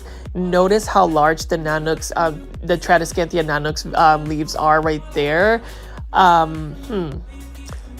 am actually thinking about getting this hanging basket. I just talked about, being mindful about my plant budget. But you know, the way I look at it is, and I know I had another video where I'm like, if you see the plant, you need to go ahead and pick it up and buy it just because you won't see it. Well, this is a big box store, and big box stores will always replenish plants like this, even if you may not see it often. So there are two Tradescanthia nanux, and then there's another interesting hanging basket plant right here. We have a hanging basket red maranthas, a fern, a philodendron Brazil. That's a really nice looking philodendron Brazil. But this one is a really nice looking Scindapsus silver, or the silver pothos. So all of these hanging baskets right here are $19.97. The ceramic ones are a little bit smaller than the bigger hanging baskets. And then we're going to be looking at this. I keep looking at these nice cordyline compacta tea plants right here. Look at that stem right there.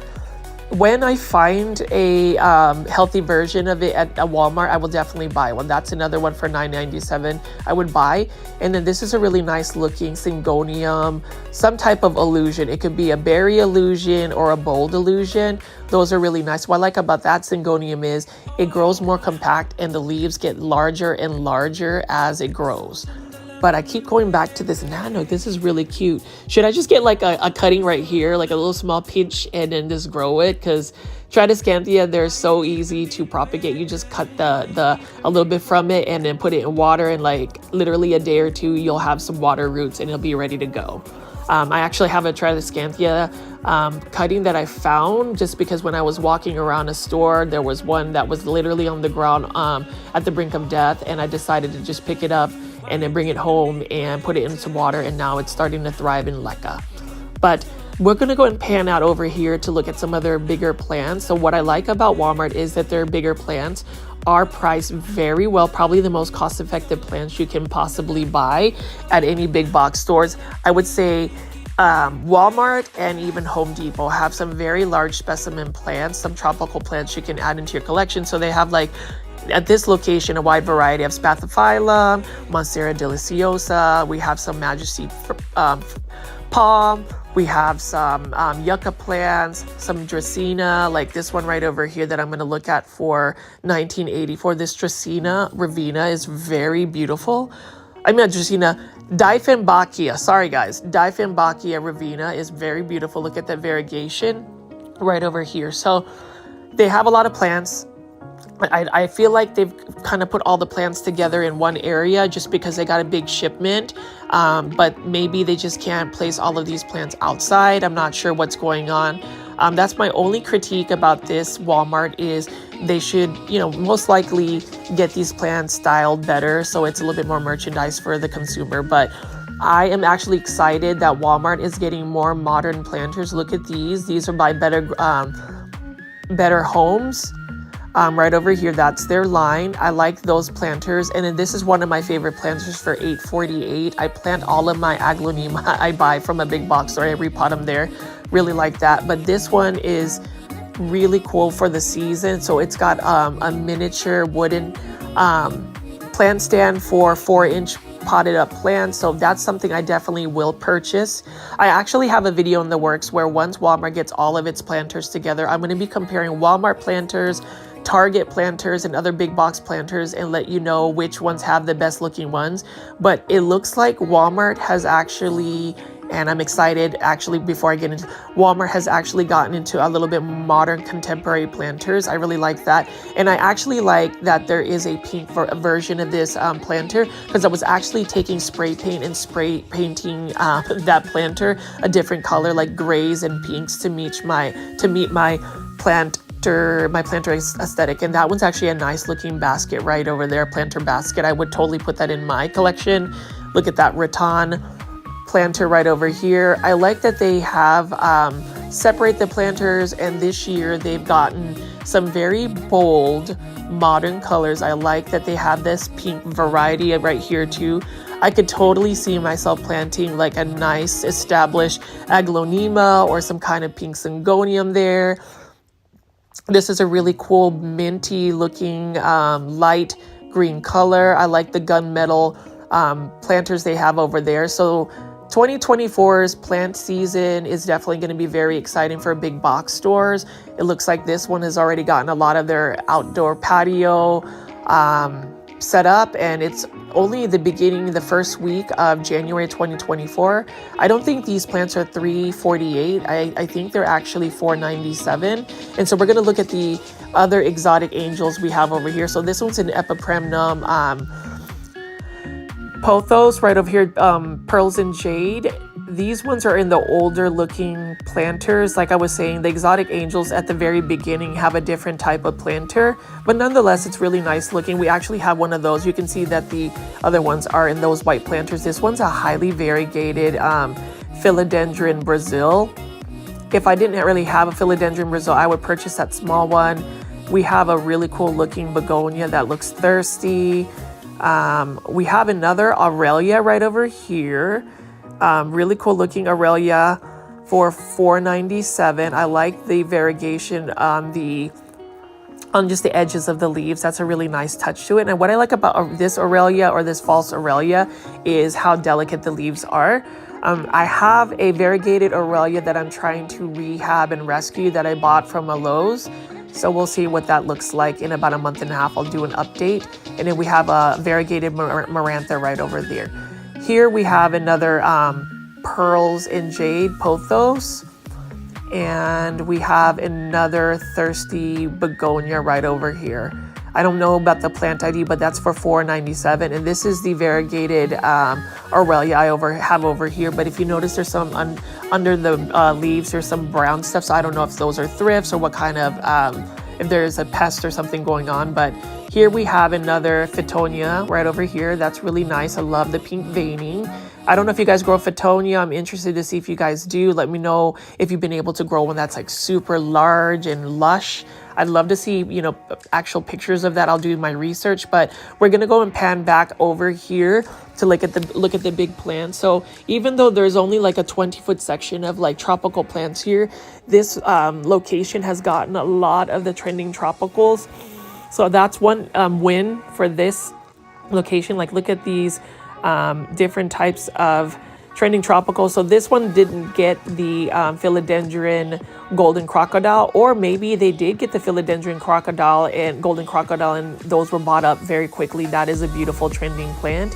I would say out of all the Costa Farms trending, tropical plants, the philodendron golden crocodile is probably my favorite one. But I am going to go ahead and show you all the different trending tropicals they have. So it's really nice to have all of them together. I am going to definitely get every single one. If I were to buy all of these today, I believe these would cost me about $200, and I don't want to spend that much money on plants today. We have a Begonia Maculata right over here. We have a Monstera adansonii right over here. We have a Aglonema golden papaya right over here. We have a Monstera cobra, or that's what Costa Farms calls this trending tropical, or a Monstera standeliana right over here. This is a Monstera Peru right over here. We have an Alocasia silver dragon right over here. And guys, these are all 1984 trending tropicals. We have an Epipremnum aureum global green over there. And we have a really nice looking philodendron white knight over here. And then lastly, we have a Scindapsus trubrii moonlight. So I want to pan over all of these trending tropicals. Very beautiful. I would definitely go to this location if you want to just do like a one-time big time. I'm going to buy every single trending tropical that's being released for 2024, at least at Walmart. So we'll see what other trending tropicals end up at Lowe's, Home Depot, any grocery stores. I will be definitely on the lookout for that. But I absolutely love this collection. I wish I could say this is my plant haul. I bought all of these trending tropicals, but I have put on some plant restraint for today. I kind of went overboard by buying 4 plants this morning. I'll see you guys on the next one. Good day, my plant foldies. This is Richie at Grow Folds, and today we'll be going to the Lowe's, and we're going to go big box plant shopping at the Preston Road in Frisco, Texas, just to see what kind of restock or plants that they have. I visited this Lowe's maybe last week to see if they had some new plants.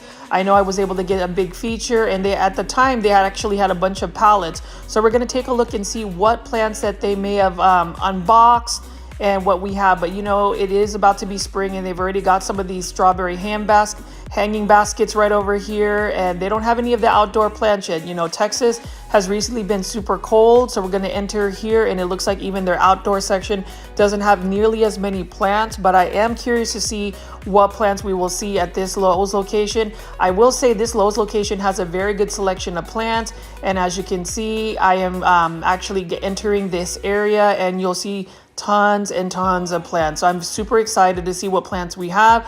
We never cease to see Majesty palms at any big box store, so we have a ton right over here. Lowe's carries them, Home Depot, Walmart, you name it, grocery stores carry them. And we're going to look at this end cap right here. This mainly has Living Trends and also Urban Jungle. So the first one is going to be a hanging basket of Epipremnum aureum gold marble queen pothos. This is for $24.48, and I love the leaves of this. The variegation is absolutely stunning, and even the planter is quite stylish. Nice looking Epipremnum aureum marble queen for sure. I'm not necessarily a fan of the planter design. I just wish it was like a solid sphere and like a matte finish. Right over here, we have a hanging basket of a Marantha. I think this is just a green Marantha. This is really nice, and I love the late afternoon light hitting the leaves. That just gives it another dimension to the plant.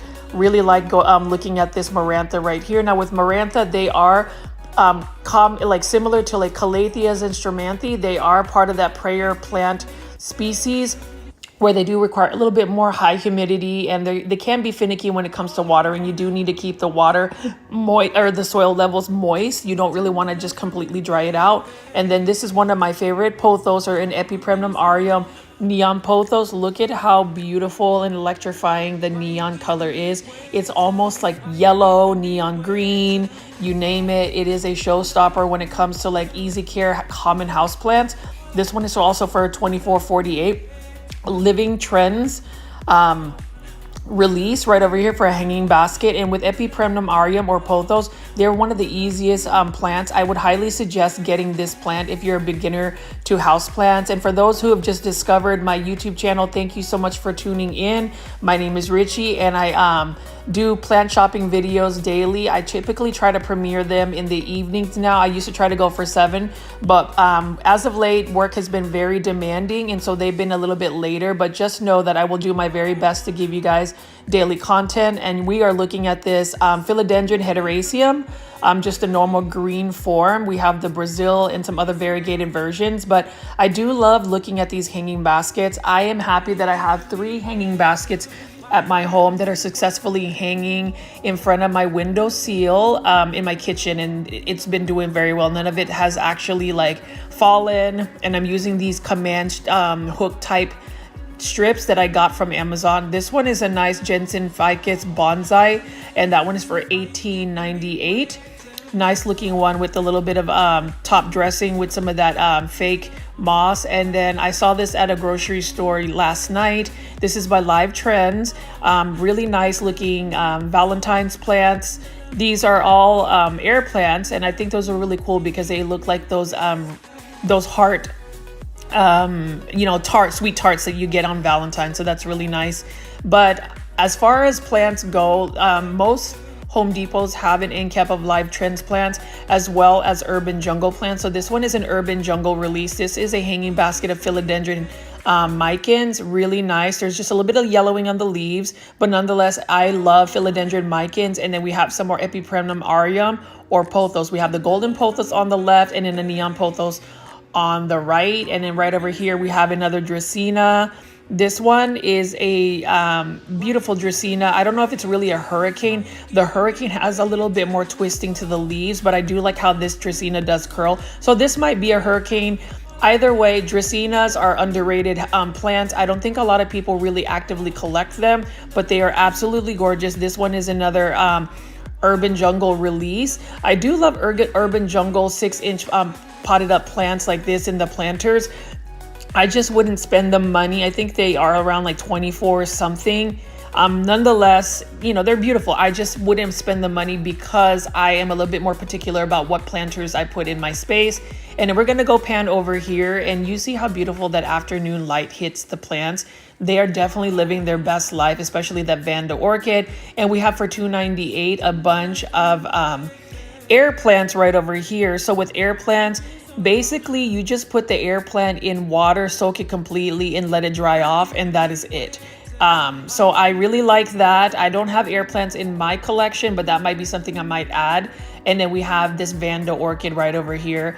Like I said, if I'm gonna add an orchid, I might add a Phalaenopsis, but I really would love to add a Vanda orchid. I love that it's hanging. Look at how beautiful the color is of this one. And I'm from the Philippines originally, and they have Vanda orchids. They just grow like weeds there. There's a specific one called Waling Waling. Definitely Google that. It is absolutely stunning, an absolutely stunning Vanda orchid. And right over here, we're looking at a bunch of Phalaenopsis orchids. So I've been looking at a lot of like grocery plants, and obviously orchids are a staple, but I did want to show you this. So I'll give you an example of what kind of planters I like. I honestly like this simple planter. And this one is for $19.98 for this Phalaenopsis orchid. Look at how beautiful the blooms are. Absolutely stunning. I love the speckling. I love the color. And then just the light hitting this beautiful bloom makes it even more special and just more striking.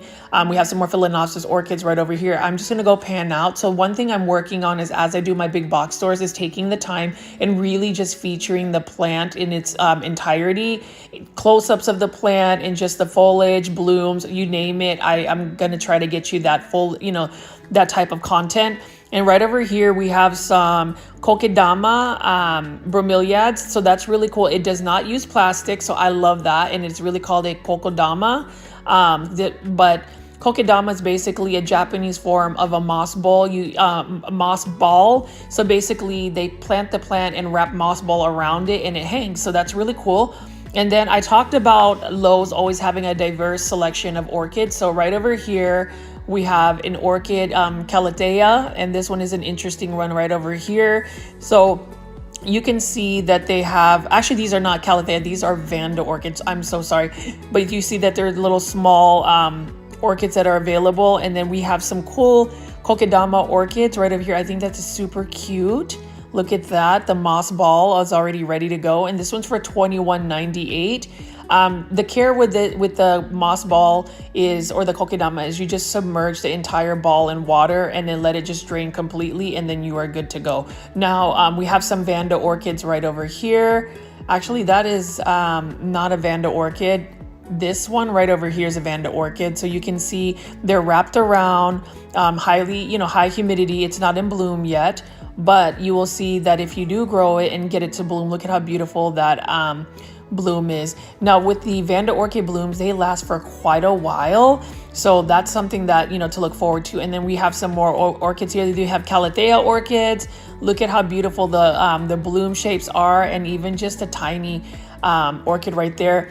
I definitely will get an orchid from Lowe's, maybe like a Calathea orchid.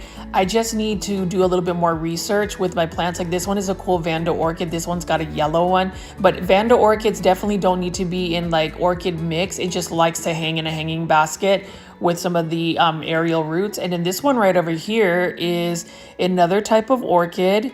And this is a Calathea orchid, and it looks like it just likes lower light conditions. So that's really cool. There's some care tips behind here, and you can see that it is in some orchid bark mix. You can see some of the roots are popping out, some of the aerial roots. And let's see, we have just some really cute looking blooms right here. So they're not as large as like a Phalaenopsis orchids, but nonetheless, it's gorgeous.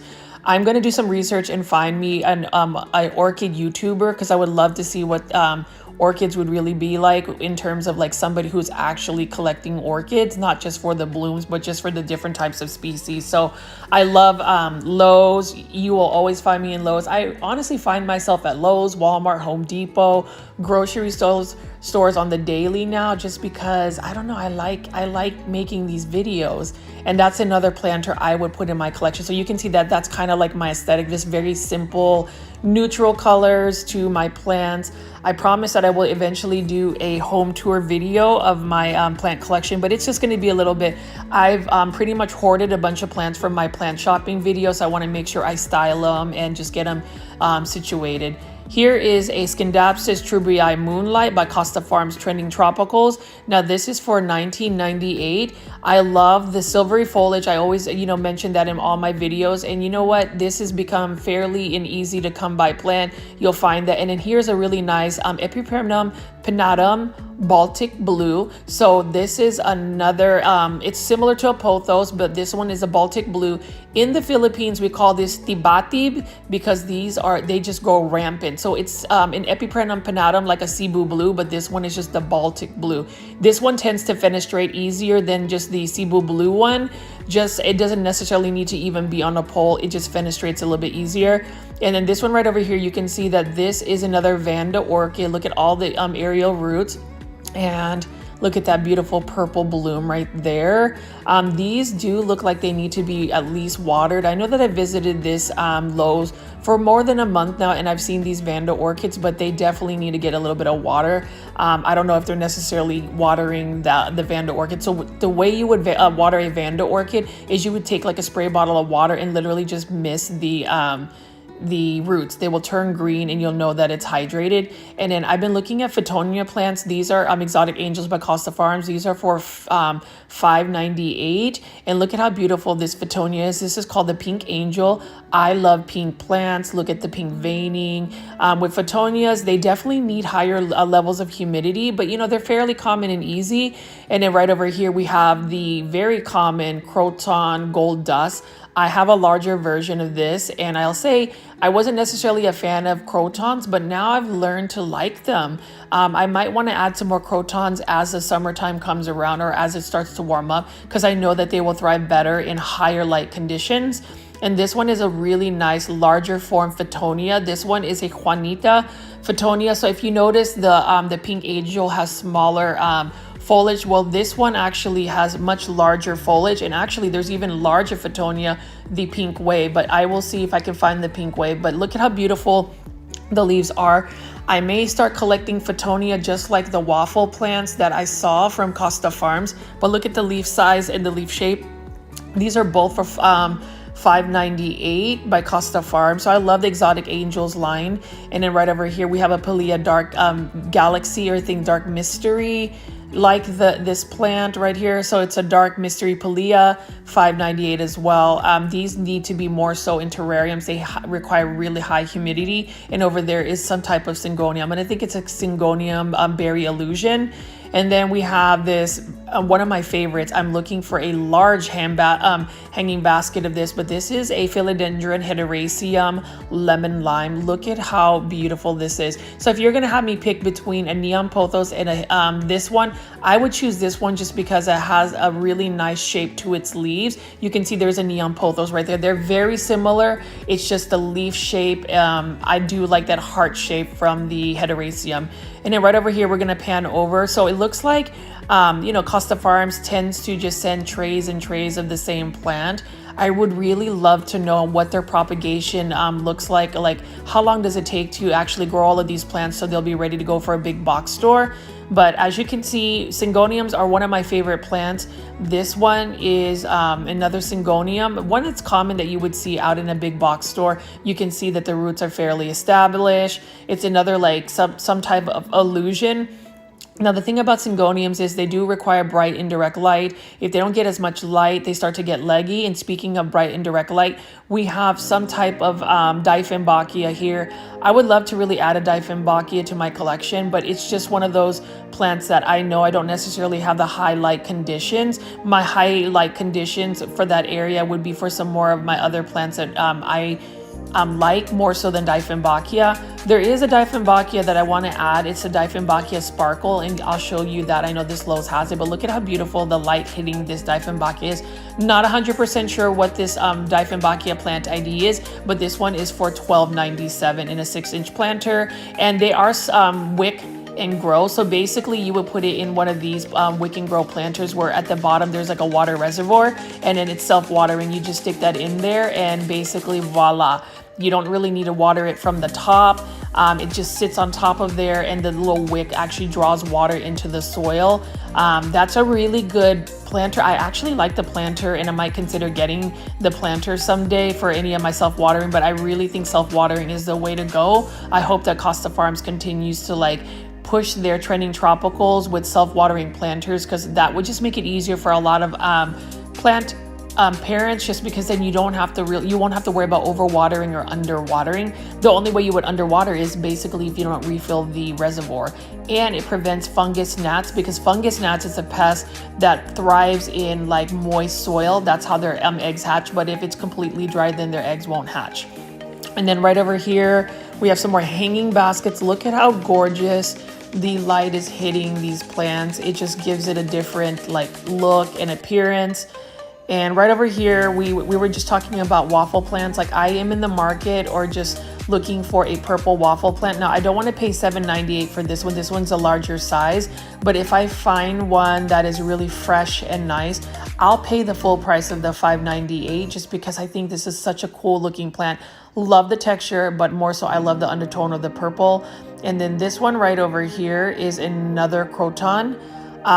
Like I said, you know, some people say don't show any more crotons, but I like crotons. They reminded me of my grandmother. She has huge crotons. In the Philippines, we call crotons San Francisco plants. You know, it's really interesting how in different regions or just different places in the country, certain plants are named differently. And then I forgot the plant ID for this one, but I saw this last time. I do love the hanging basket for that. And then what else do we have right over here? We have a combination of Fittonia plants. So maybe it's like a Juanita Fittonia and then like a Fittonia superba. Really nice large form leaves for these Fittonias. I might actually get Fittonias and make like a terrarium type situation with one of my lamps. I actually have a lamp that can be a terrarium. I actually had it. We'll see if I make one, and then I may feature it. And then this one is a really cool Hydra Helix, guys. You know, you gotta love my Hydra Helix. Yes, this one is a PVC ivy or PVC Hydra Helix. I love the texture of the leaves. Now, if you guys want a little bit of update on my Hydra Helix gold coin, I know I'm doing a challenge to see if I can actually grow one for a month and not get spider mites. It is doing fine and actually has some new growth coming on. So it's thriving in my care so far. This one is another Syngonium. Look at how beautiful that arrowhead shape is for Syngoniums. That's another thing. Syngoniums are so underrated. I really think you guys should all get a Syngonium in your plant collection if you don't have one. I do find this croton really nice as well. Look at how beautiful the leaves are. This is the Sunny Star croton. So it's kind of like the banana croton, but this one has a little bit thicker leaves. The banana croton has a little bit more thinner leaves, but look at how beautiful that yellow is. Now with crotons, their coloration is very much so influenced by the amount of light they get. So the more light they get, the more vibrant they will be. And then this is the Hydra Helix, guys. This one is the garland ivy. Just looks like a very typical ivy, just green, no variegation, but nonetheless, it's pretty. And I would just think that ivy would just definitely grow better outdoors. So I'm just curious if anybody has been able to grow ivy and let them thrive in indoor conditions. Let me know in the comments. Let me know in the live chats. This one over here is the, what is this? The Royal Hustler ivy, and then we have another Fittonia. This is a large form Fittonia. This one is the Superbia Fittonia. It is definitely superb. Look at how beautiful the leaves are. They're large, and look at that white veining. It's very striking. Definitely would make better for like a terrarium setting. So with Fittonias, you just need to make sure that their soil doesn't dry completely, because they're pretty dramatic plants in that sense. And we have just an Epipremnum aureum or a golden pothos. This one's not really variegated. And then this one right here is an interesting Syngonium. So this one looks a little bit different. This one is a cream illusion Syngonium. So I knew that there was a little bit of difference with that one. I actually like it. And look at how beautiful that light hits, the sunlight hits. Love the cream tone to it, and then just a very faint pink veining of the Syngonium. Now with Syngoniums, they do large, they size up as they grow larger on a pole. So definitely check this out. This one is very lush. If I was actually on a if I wasn't going to buy a plant today, Or if I was going to buy a plant today, I would definitely pick up that Syngonium. I don't have that in my collection. And that's the thing about big box plant shopping. It's just very difficult to just window shop. Like there's just so many healthy plants in the market. Like for instance, this one, I know that this is a very typical croton. This one is a Petra croton right over here, but look at how beautiful the leaves are. Usually crotons are just kind of grown in like patio planters during the fall, but I like croton. I've grown to like them. My croton milk that I got from Indonesia, it actually did lose a lot of its leaves and it's not doing too well, but I think it's just trying to acclimate to its weather. They're big divas. And then this is the Balfouriana Aurelia. I have one that I bought from Lowe's for $1. It was a rescue plant. It hasn't pushed out any new leaves, but it also hasn't died either. I think that this Aurelia is going to be beautiful. And the thing is, once it starts to mature, it starts to like get a thicker trunk and bark up. And I love the variegation on that Balfouriana Aurelia. This is one I actually, and this is exactly the plant I would pick. This one is a gold crest false Aurelia. Very beautiful Aurelia indeed. What I like about it is the strap leaves, the white margins or the variegation outlining the leaves. And if you look at the stems, they're also like variegated. It's just got a lot of very small, minute details about it. This one is for $5.98 by Costa Farms. Now with Aurelia, I'm not as familiar, but I do feel like Aurelia would need higher bright lighting conditions. But they look like they would be easy plants. And that one actually, I would buy specifically that plant if I was going to buy a plant today. So there's already two plants that I am resisting from buying. And look at this Hydra Helix, guys. It is trailing and it is looking nice. Here is another Photonia right here for $5.98. I believe this is the Pink Angel. I've been running into this a lot. So it might be a sign that I need to pick this up. But this is a beautiful plant and I'm actually a fan of it. This is the Snow White waffle plant. I bought one and mine is very lush. This one is a little bit more bare, but it's actually quite an easy plant. I do think that it needs a lot of humidity, but mine sits in my kitchen, right in front of the window, right in front of my sink, and it's doing very well. This one does require to be watered a little bit. It likes to be on the wetter side. This is a really cool cactus right over here. And as you can see, they just watered it and it's overwatered. So let's go ahead and just drain some of that water because we don't want it to die. This is a dogtail cactus hanging basket for $19.98. Costa Farms Exotic Angels. And then we have another Hydra Helix here. But this one, I just wish Costa Farms would have given it a plant ID, or maybe it is just an ivy. Like maybe it doesn't have a cultivar name, but it's really cool. I do like the textures. Now, I always like gaslight Hydra Helix in all of my videos, but honestly, I just think it's because I'm bitter that I haven't been able to grow a Hydra Helix. But let me pan over here. Here is a nice plant find. This is a hanging basket, a full one by Costa Farms. This is a Hoya carnosa Crimson Princess. Actually, this one's $20.98, sorry. This is a really beautiful Hoya right over here. For all you Hoya lovers, my plant foldies who love Hoyas, I am definitely getting into Hoyas, and this is one Hoya that I ended up buying actually at Walmart for $19.98. So it was a little bit less at Walmart, just by a couple of cents, but this is a nice Hoya. Now with Hoyas, they definitely prefer bright indirect light. Their leaves are very waxy, and you can tell when they need to be watered because the leaves start to feel a little bit dehydrated, not as thick and waxy. But look, here's another plant find. Do you see this? Do you see what I see? Yeah, I know you do. It is an Epipremnum aureum, Manjula pothos. This one is for $5.98. And let me tell you about Manjula pothos. Absolutely stunning pothos, just because it is highly variegated.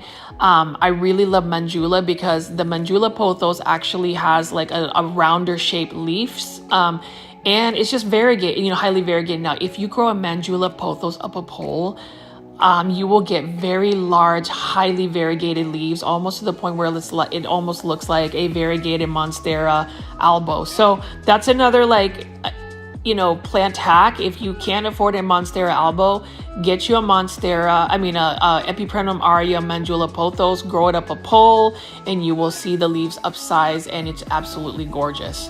This one right over here is another Photonia. This is a Superbia, but this one's for $5.98. This is in a smaller planter, but I'm just really excited. Like I already have two Manjula pothos growing in my care. I love it. They're a little bit slower growing, but once you get it established, it starts to pick up on the growth.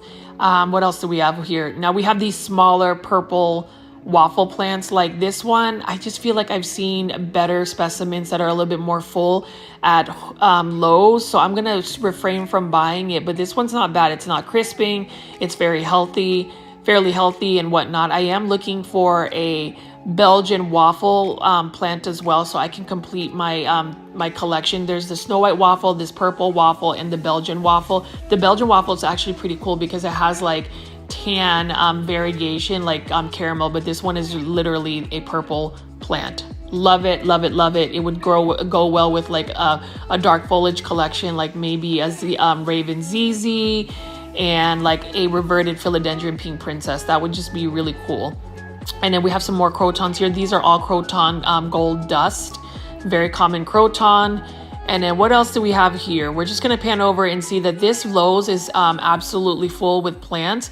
This one right over here is a hanging basket of Epipremnum aureum pearls and jade. This is a beautiful pearls and jade pothos, and it has some high variegation. The thing about pearls and jade is even if you don't give it nearly as much bright indirect light, it doesn't lose its variegation.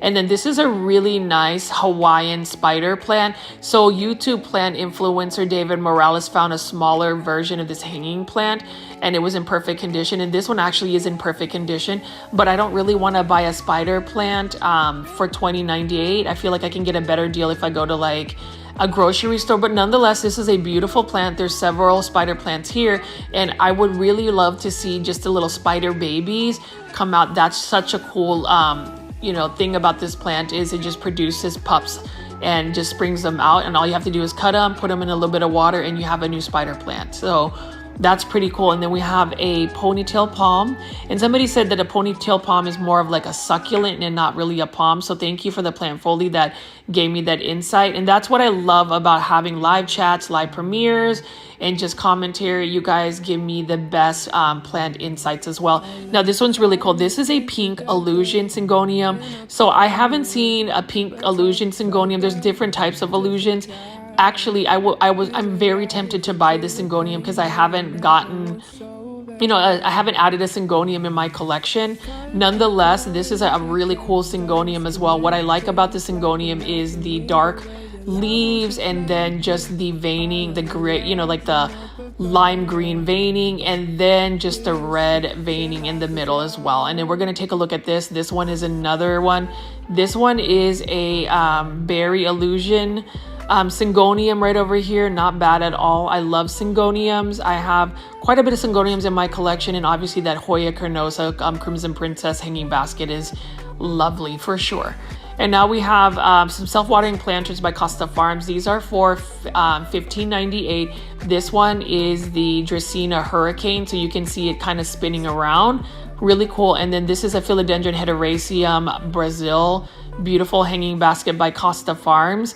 And then we have some more self-watering planters with some Calathea medallion. Look at how that light is hitting this Calathea right over here. This isn't nearly as perfect of a specimen, but nonetheless, Calathea, they're nice. My Calathea are doing well. I have a Macayana that I really need to go put inside and like find a spot, but it's doing well in my garage right now. This one is a Ficus lyrata right over here. That's really nice. I recently got a Ficus lyrata for 99 cents at Sprouts, a local grocery store, and look at how beautiful this bird's nest fern here. I love the neon green leaves, and that's the thing with green foliage. There's different varieties of green. You've got deep green, you've got emerald green, you've got lime green, you've got yellow green, you've got a lot of green. And speaking of different greens, look at this variegation. I just noticed this from the Philodendron Brazil. Look at how highly variegated this is. That's absolutely stunning. I'm curious to see if I were to cut the node and water propagate it, would it actually produce more highly variegated Philodendron Brazil? The stem has quite a bit of variegation, so that's really cool. Now with Philodendron Brazil, you definitely want to give it a lot more bright light to really push out that variegation. And then right over here are what we call the rescue plants or the clearance plants. This Lowe's doesn't have nearly as bad looking plants, but as you can see, I am a little bit sad to see that Dracaena right over here, this Dracaena white aspen, really like that. What I did discover about Dracaena white aspen is the leaves do brown, even in like good care. So like it's a little bit more finicky for a Dracaena. But this one right over here is on sale for 50% off. This is a Photonia Pink Wave. So if I were to buy this, this would be like $10. This is a huge hanging basket, and I have been always, I know if you've been watching my channel, I've featured this hanging basket in this specific Photonia quite a bit. Honestly, I might think of just going ahead and breaking my no plant buy. So again, I went like 48 hours without buying a plant, and here we go. I'm just going to put this to the side first while I film. I might get it. I'm probably going to get it. Yeah, I'm going to get it because that is a good deal for such a large leaf Photonia. And then we have some more like clearance plants here. I really wish people would just buy these plants before they really decline in health. Just like this is a beautiful strawberry begonia right over here. I just feel like it's dehydrated. If it was in a smaller container, I would get that. And this is a teardrop peperomia, I think. And then look, this is what I was talking about. This is a super leggy hanging basket of the Belgian waffle plant. And you can see that their variegation is a little bit different. It is crispy. Had I known that there was a hanging basket of Belgian waffle plant, I would totally buy it. But you can see it's different from the Snow White one. This one has more like tan cream variegation. And then what else do we have here? We've got some more hanging baskets, so you can see that there is an overflow of plants. This is some type of Hedra helix. I love the variegation of that Hedra helix for sure. This one is by Costa Farms. It's already trailing. We're gonna see if I can grow this Hedra, the Hedra helix I currently have, because if I am, then I'll be able to go ahead and add some more English ivy in my home. What I do with my Hedra helix is, since it's very spider mite prone, is I actually put it right next to a humidifier, and it actually helps keep the humidity levels down or up, and that prevents spider mites. Spider mites hate high humidity. They thrive in like drier conditions. I'm not sure what this hanging basket is or what plant this is. So if anybody knows a plant ID, please leave that in the comments. And then we can see that these are just the full price versions. And look at how large that leaf is. Look at how large that Photonia leaf is. That is insane. And that's the reason why I'm going to probably buy that plant. But these are the full price ones, and they're for $19.98. So I'm going to go ahead and just get the one for $10 because they look about the same. This is a cool looking creeping type ficus, I believe. But look at the variegation. I feel like this one would require a little bit more water. And this is called the Belus ficus, the Belus. So that's really nice. I wouldn't add it to my collection because I don't know exactly what the care tips are, but here is another Hedra helix. This one is the King's Choice Ivy. So that's what the royalty would want.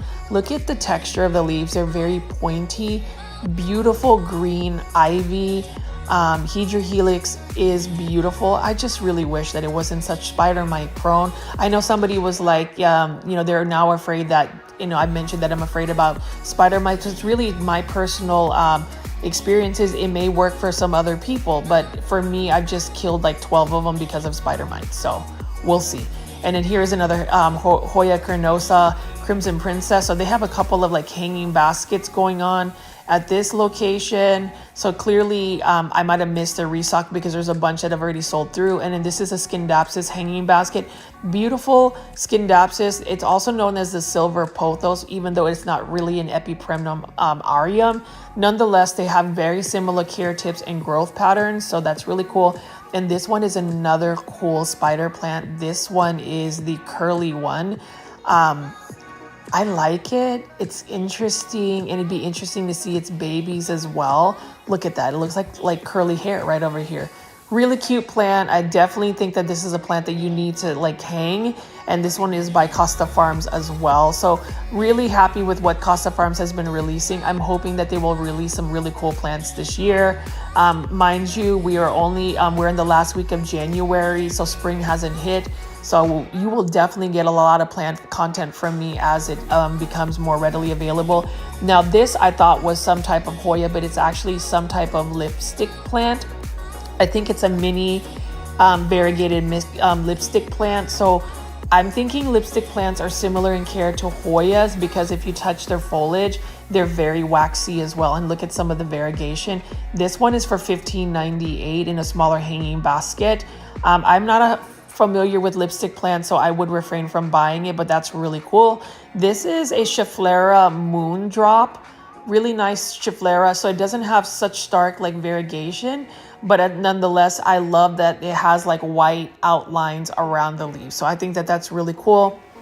And right over here, we have a teddy bear vine. I thought this was a Triscanthia just because it looks like one, but it's not. And I see that often. And then here is a nice and lush Epipremnum aureum or golden pothos for $15.98. That is not a bad hanging basket for $15.98 by Costa Farms, and it's variegated very well. And then we have that beautiful Hedra helix or English ivy right over here.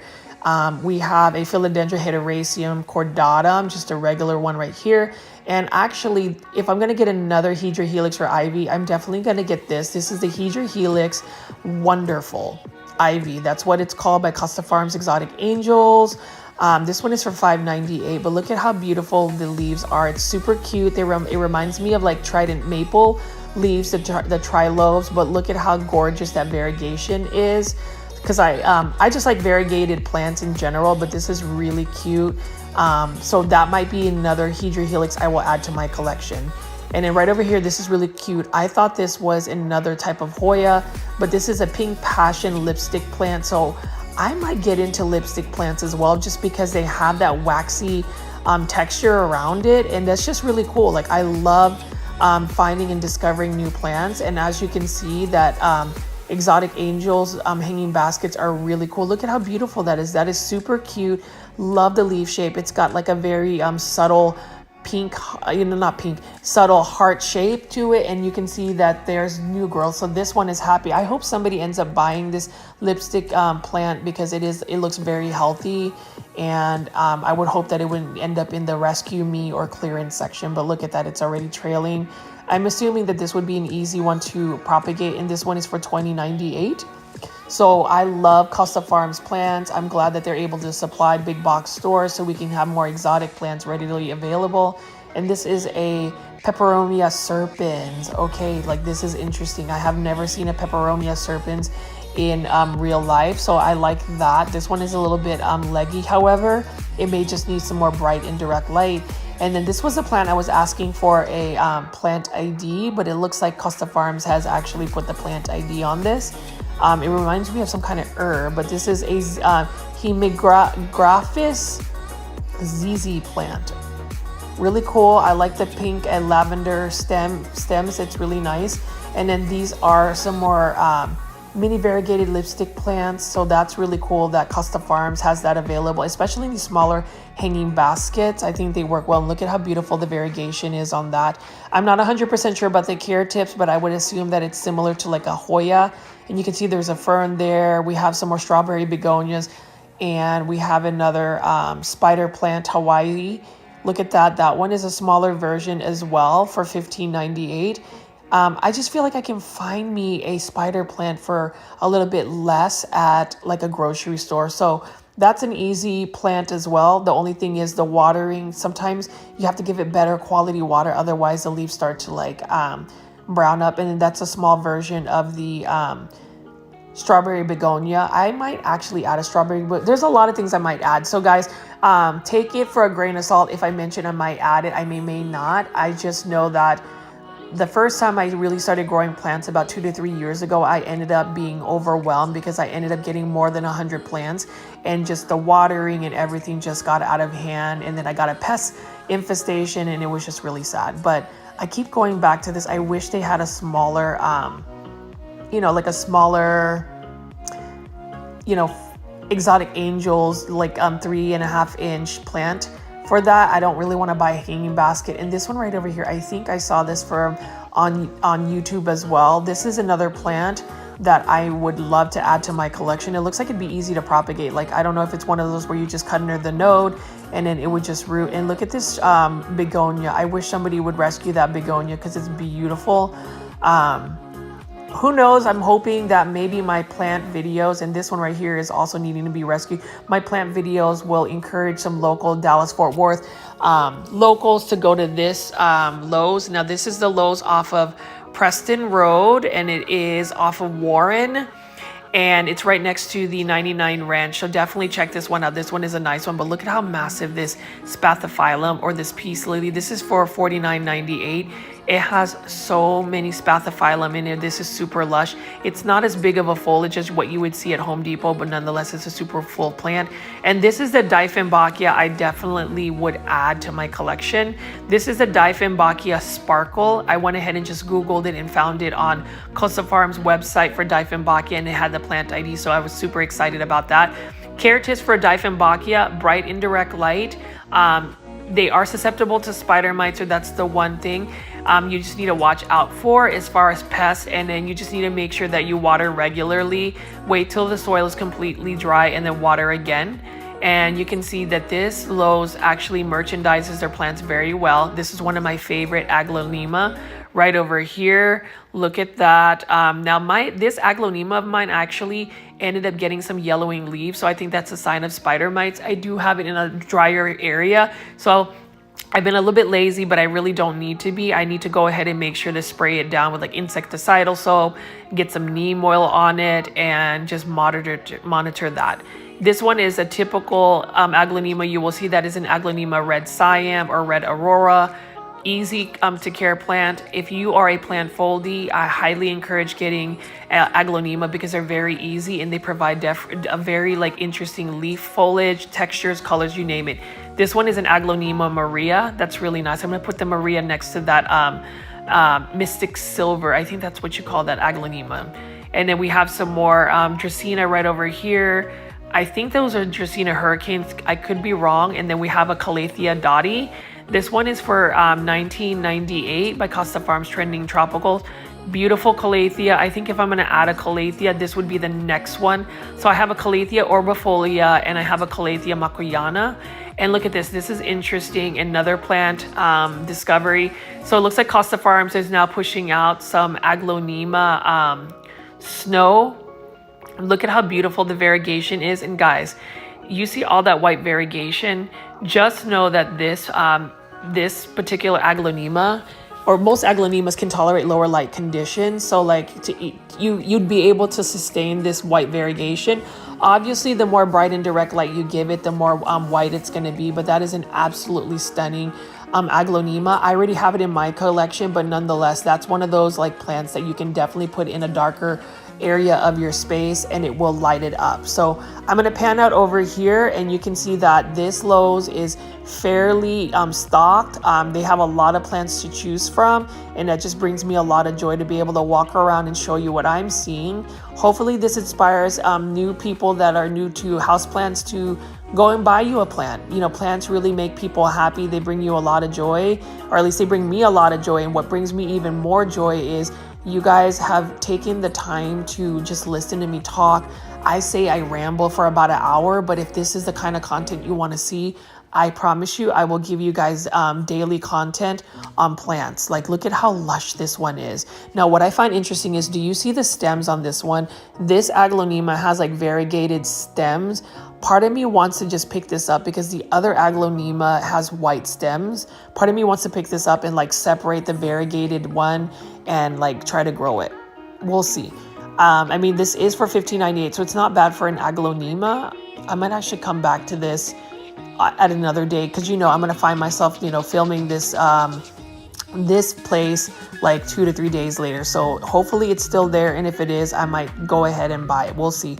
Like I said again, guys, I am going broke buying all of these plants. So for those who have, you know, like supported me by just your viewership, that helps a lot. It actually raises me some more funds. Thank you so much. And then this one is another Dieffenbachia. I'm not sure about the plant ID.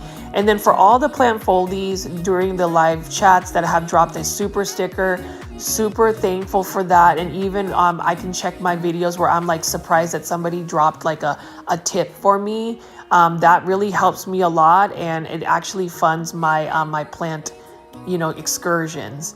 Here is another Aglaonema right over here. This one is an Aglaonema Golden Bay. Absolutely stunning. So it looks similar to the Silver Bay. It just has like some faint yellow. And then this is one of my favorite Aglaonemas. This is an Aglaonema White Margin by Costa Farms. This is for $29.98. Really nice looking Aglaonema. I know it's mostly green, but do you see that white margin or those white borders around every single leaf? And what I absolutely love is also the white stems. That's absolutely gorgeous. And when you look underneath, you can see the vein and white stem as well. So that's really cool. We have a bunch of these large plants by Costa Farms.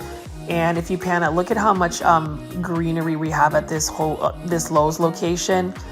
They definitely take care of their plants. I'm hoping to go to the McDermott Road, the Lowe's in Allen, because they have plants that are just to perfection. But this one is a really nice Lowe's as well. For anybody that's watching that's not in Texas or even in the DFW market, comment below, let me know in the chats if your Lowe's looks like this. I mean, I really can't, complain just because they do have quite a bit of plants right over here, and I'm able to provide that content.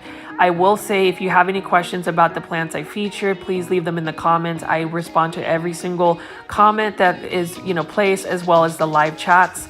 And you can see this is what they're using for their overage of just hanging baskets. So I think that's super cool. I kind of wish I was here when they first put these hanging baskets out. I'm assuming that these have been out for about a week. But yeah, we're gonna walk over here, and I'm looking at these egg chairs. So I'm thinking of adding this egg chair into my living room right next to my Monstera Thai Constellation. But we'll see. I just need to see if I can put that in my space, but I think that would be really cool. And I just want to walk over here. So most Lowe's, at least in the DFW market, have this section where as soon as you walk in the front door, they have all of these plants. And these are all super healthy plants. The front row has some Calathea medallion. We got some Aglaonema Red Siam, Aglaonema Maria, and then this beautiful Dracaena White Aspen. So I did buy a Dracaena White Aspen from this particular Lowe's. Look at how beautiful the variegation is. But I noticed that the leaves ended up starting to brown, at least the white part. So I don't know if it was just because I underwatered it or didn't really water it. I just thought that Dracaena didn't necessarily need that water. So I'll have to do a little bit more research on that. And we have some ponytail palms. We have some Silver Bay Aglaonema. This is the classic Aglaonema. That and the Aglaonema Red Siam. And then we have this beautiful Dieffenbachia Sparkle. It is definitely a beautiful Dieffenbachia, and right now they are all on sale for $14.98. So, I mean, I know that I'm going to end up adding that to my collection within a week or two. We'll see what my budget looks like. And then I'm going to show you some more of these Costa Farms. These are for $15.98. But what I like about Costa Farms is they actually changed up the planter they have. It's a nice matte planter. And I love the color. That navy blue is really nice. This one is a Calathea medallion. So I love the purple undersides. There's just a lot of interest in that Calathea. And then this is a Xanthosoma. Yep, I said it right. Xanthosoma from Trending Tropicals, Costa Farms. You can see that new leaf unfurling. So Xanthosoma, honestly, if I didn't know what the title of that plant ID would be, I thought it would be like a caladium. It looks like a caladium slash alocasia. And we have some more Scindapsus trubii Moonlight. I just remember when Scindapsus trubii Moonlight was such a rare plant, and now 3 to 4 years later we see them at big box stores like Lowe's. And then we have some Alocasia Silver Dragon by Costa Farms. Look at how large the leaves are. So you can see a bunch of Alocasia Silver Dragons in all the big box stores. Like Walmart has them. I actually bought a Trending Tropicals one in the self-watering planter. And then we have the Scindapsus trubii Moonlight. Nice plants. I love silver plants. I love gray plants. I just love plants in general, just different textures. I'm not a fan of the Majesty palm we just walked by, but all the other plants right over here, especially that Dieffenbachia sparkle, I'm all about that. And then these ponytail palms are cute, but I don't know. I'm kind of disappointed I wasn't able to really grow a lush Dracaena white aspen. So we're just gonna walk over here. I'm just gonna pan over and show you what else we have. I love this egg chair. I think this is the egg chair I want to add. It kind of reminds me of like a throne, and then I'm gonna have like a bunch of plants just all around it. But we will see. I'll see if my space will allow it. I think it will. I just need to move some things around. But as you can see, it is always nice to go big box plant shopping. I'm not necessarily shopping for plants. Today, I just want to show you how lush and full this Lowe's is, how healthy these plants are, and the selection of plants. Like we have some more orchids right here. These are Phalaenopsis orchids. I love looking at Phalaenopsis orchids. Like, look at the minute details of the blooms, and they're all very different. Look at that one. It looks like somebody just put some watercolor on the leaves, or not the leaves, but the blooms. Now this one is a different type of orchid I've been actually eyeing for a while. It is it starts with a D. I can't really pronounce the name, so I'll have to practice that on my next one. But look at how beautiful these orchids are, and apparently these orchids can tolerate lower light conditions. And then there's always the urban jungle, and then we have a bunch plants, and then we have a bunch of smaller hanging baskets by Costa Farms. This one is kind of interesting. This is some type of cactus, and this cactus is called the Cactus monstrosa something. Anyways, that was for $15.98, so that's really cool. And I'm going to take this down. This is a beautiful syngonium. This is a syngonium white butterfly. It is one of the more common syngoniums, but nonetheless, look at how lush this is. There's about 2 main mother plants in there and just several plants growing. So I think that is really nice. Syngonium are very easy to grow, and I have quite a bit in my home collection. This is another variegated Peperomia obtusifolia. This is for $13.98 by Urban Jungle in those really stylish looking planters. And then I actually want to know what this specific croton is, because this croton has a really interesting leaf shape. So if you know the plant ID for this particular croton, please let me know. It reminds me of like a philodendron, like golden dragon leaf shape. And then this is what I've been talking about, the beautiful philodendron hurricane. Look at how it kind of like has that hurricane spindle around a beautiful plant by Urban Jungle. And then we have a bunch of other plants down here. It looks like we have a Baltic Blue from Trending Tropicals, Exotic Angels, and more Urban Jungle plants. Now we're going to look at some of these anthuriums right over here.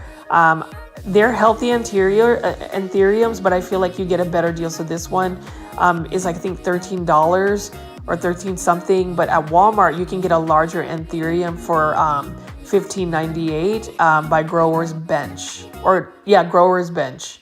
And then we have another syngonium. This one actually is a syngonia. I'm going to say is Maria. It's got the chocolate dark foliage, and it's really nice.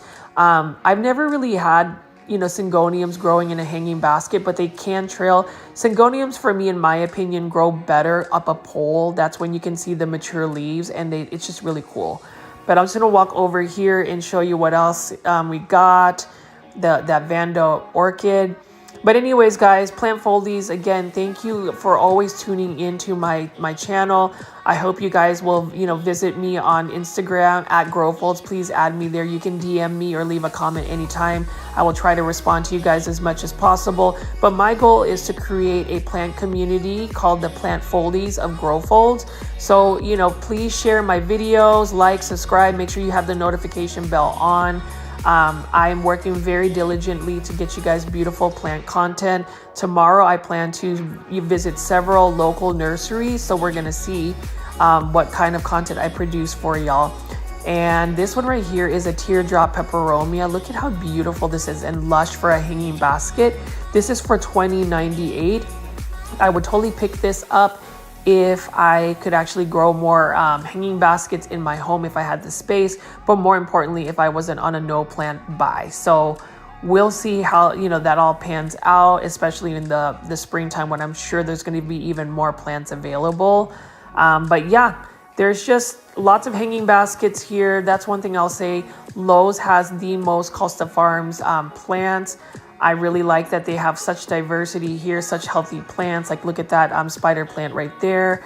And it's just really cool. I am just really surprised that you guys have taken the time to really tune in and watch my premieres, interact with me. It brings me so much joy, and I hope that we continue to do this. I know that we had about 77 people at one point during a live premiere. Maybe someday I'll have over 100 people. So let your friends know that you can go to Grow Folds and we can have a plant party. And yeah, like I'm gonna go ahead and break my no buy plant, and I'm gonna buy that plant today. We're gonna go ahead and rescue it and see if I can grow that Photonia. I'll do my research on Photonia to see if I can propagate it more, but I do love the large leaves. So it's still there, and I'm gonna buy it. And then if I didn't, if like look at this this Mandula pothos. That's like actually my favorite pothos.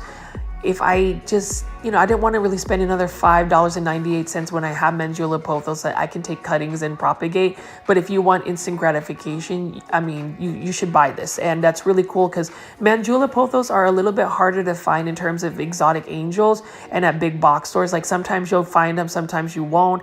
Today I found them, and if you are in the DFW market, definitely rush out to this Lowe's and buy it. And also save you a plant. Rescue one of those clearance plants because they all haven't declined in health to where they can recover and they can be in a nice home. But again, this is Richie at Grow Folds. I really hope you enjoyed my installment this evening, and I will definitely see you on the next video.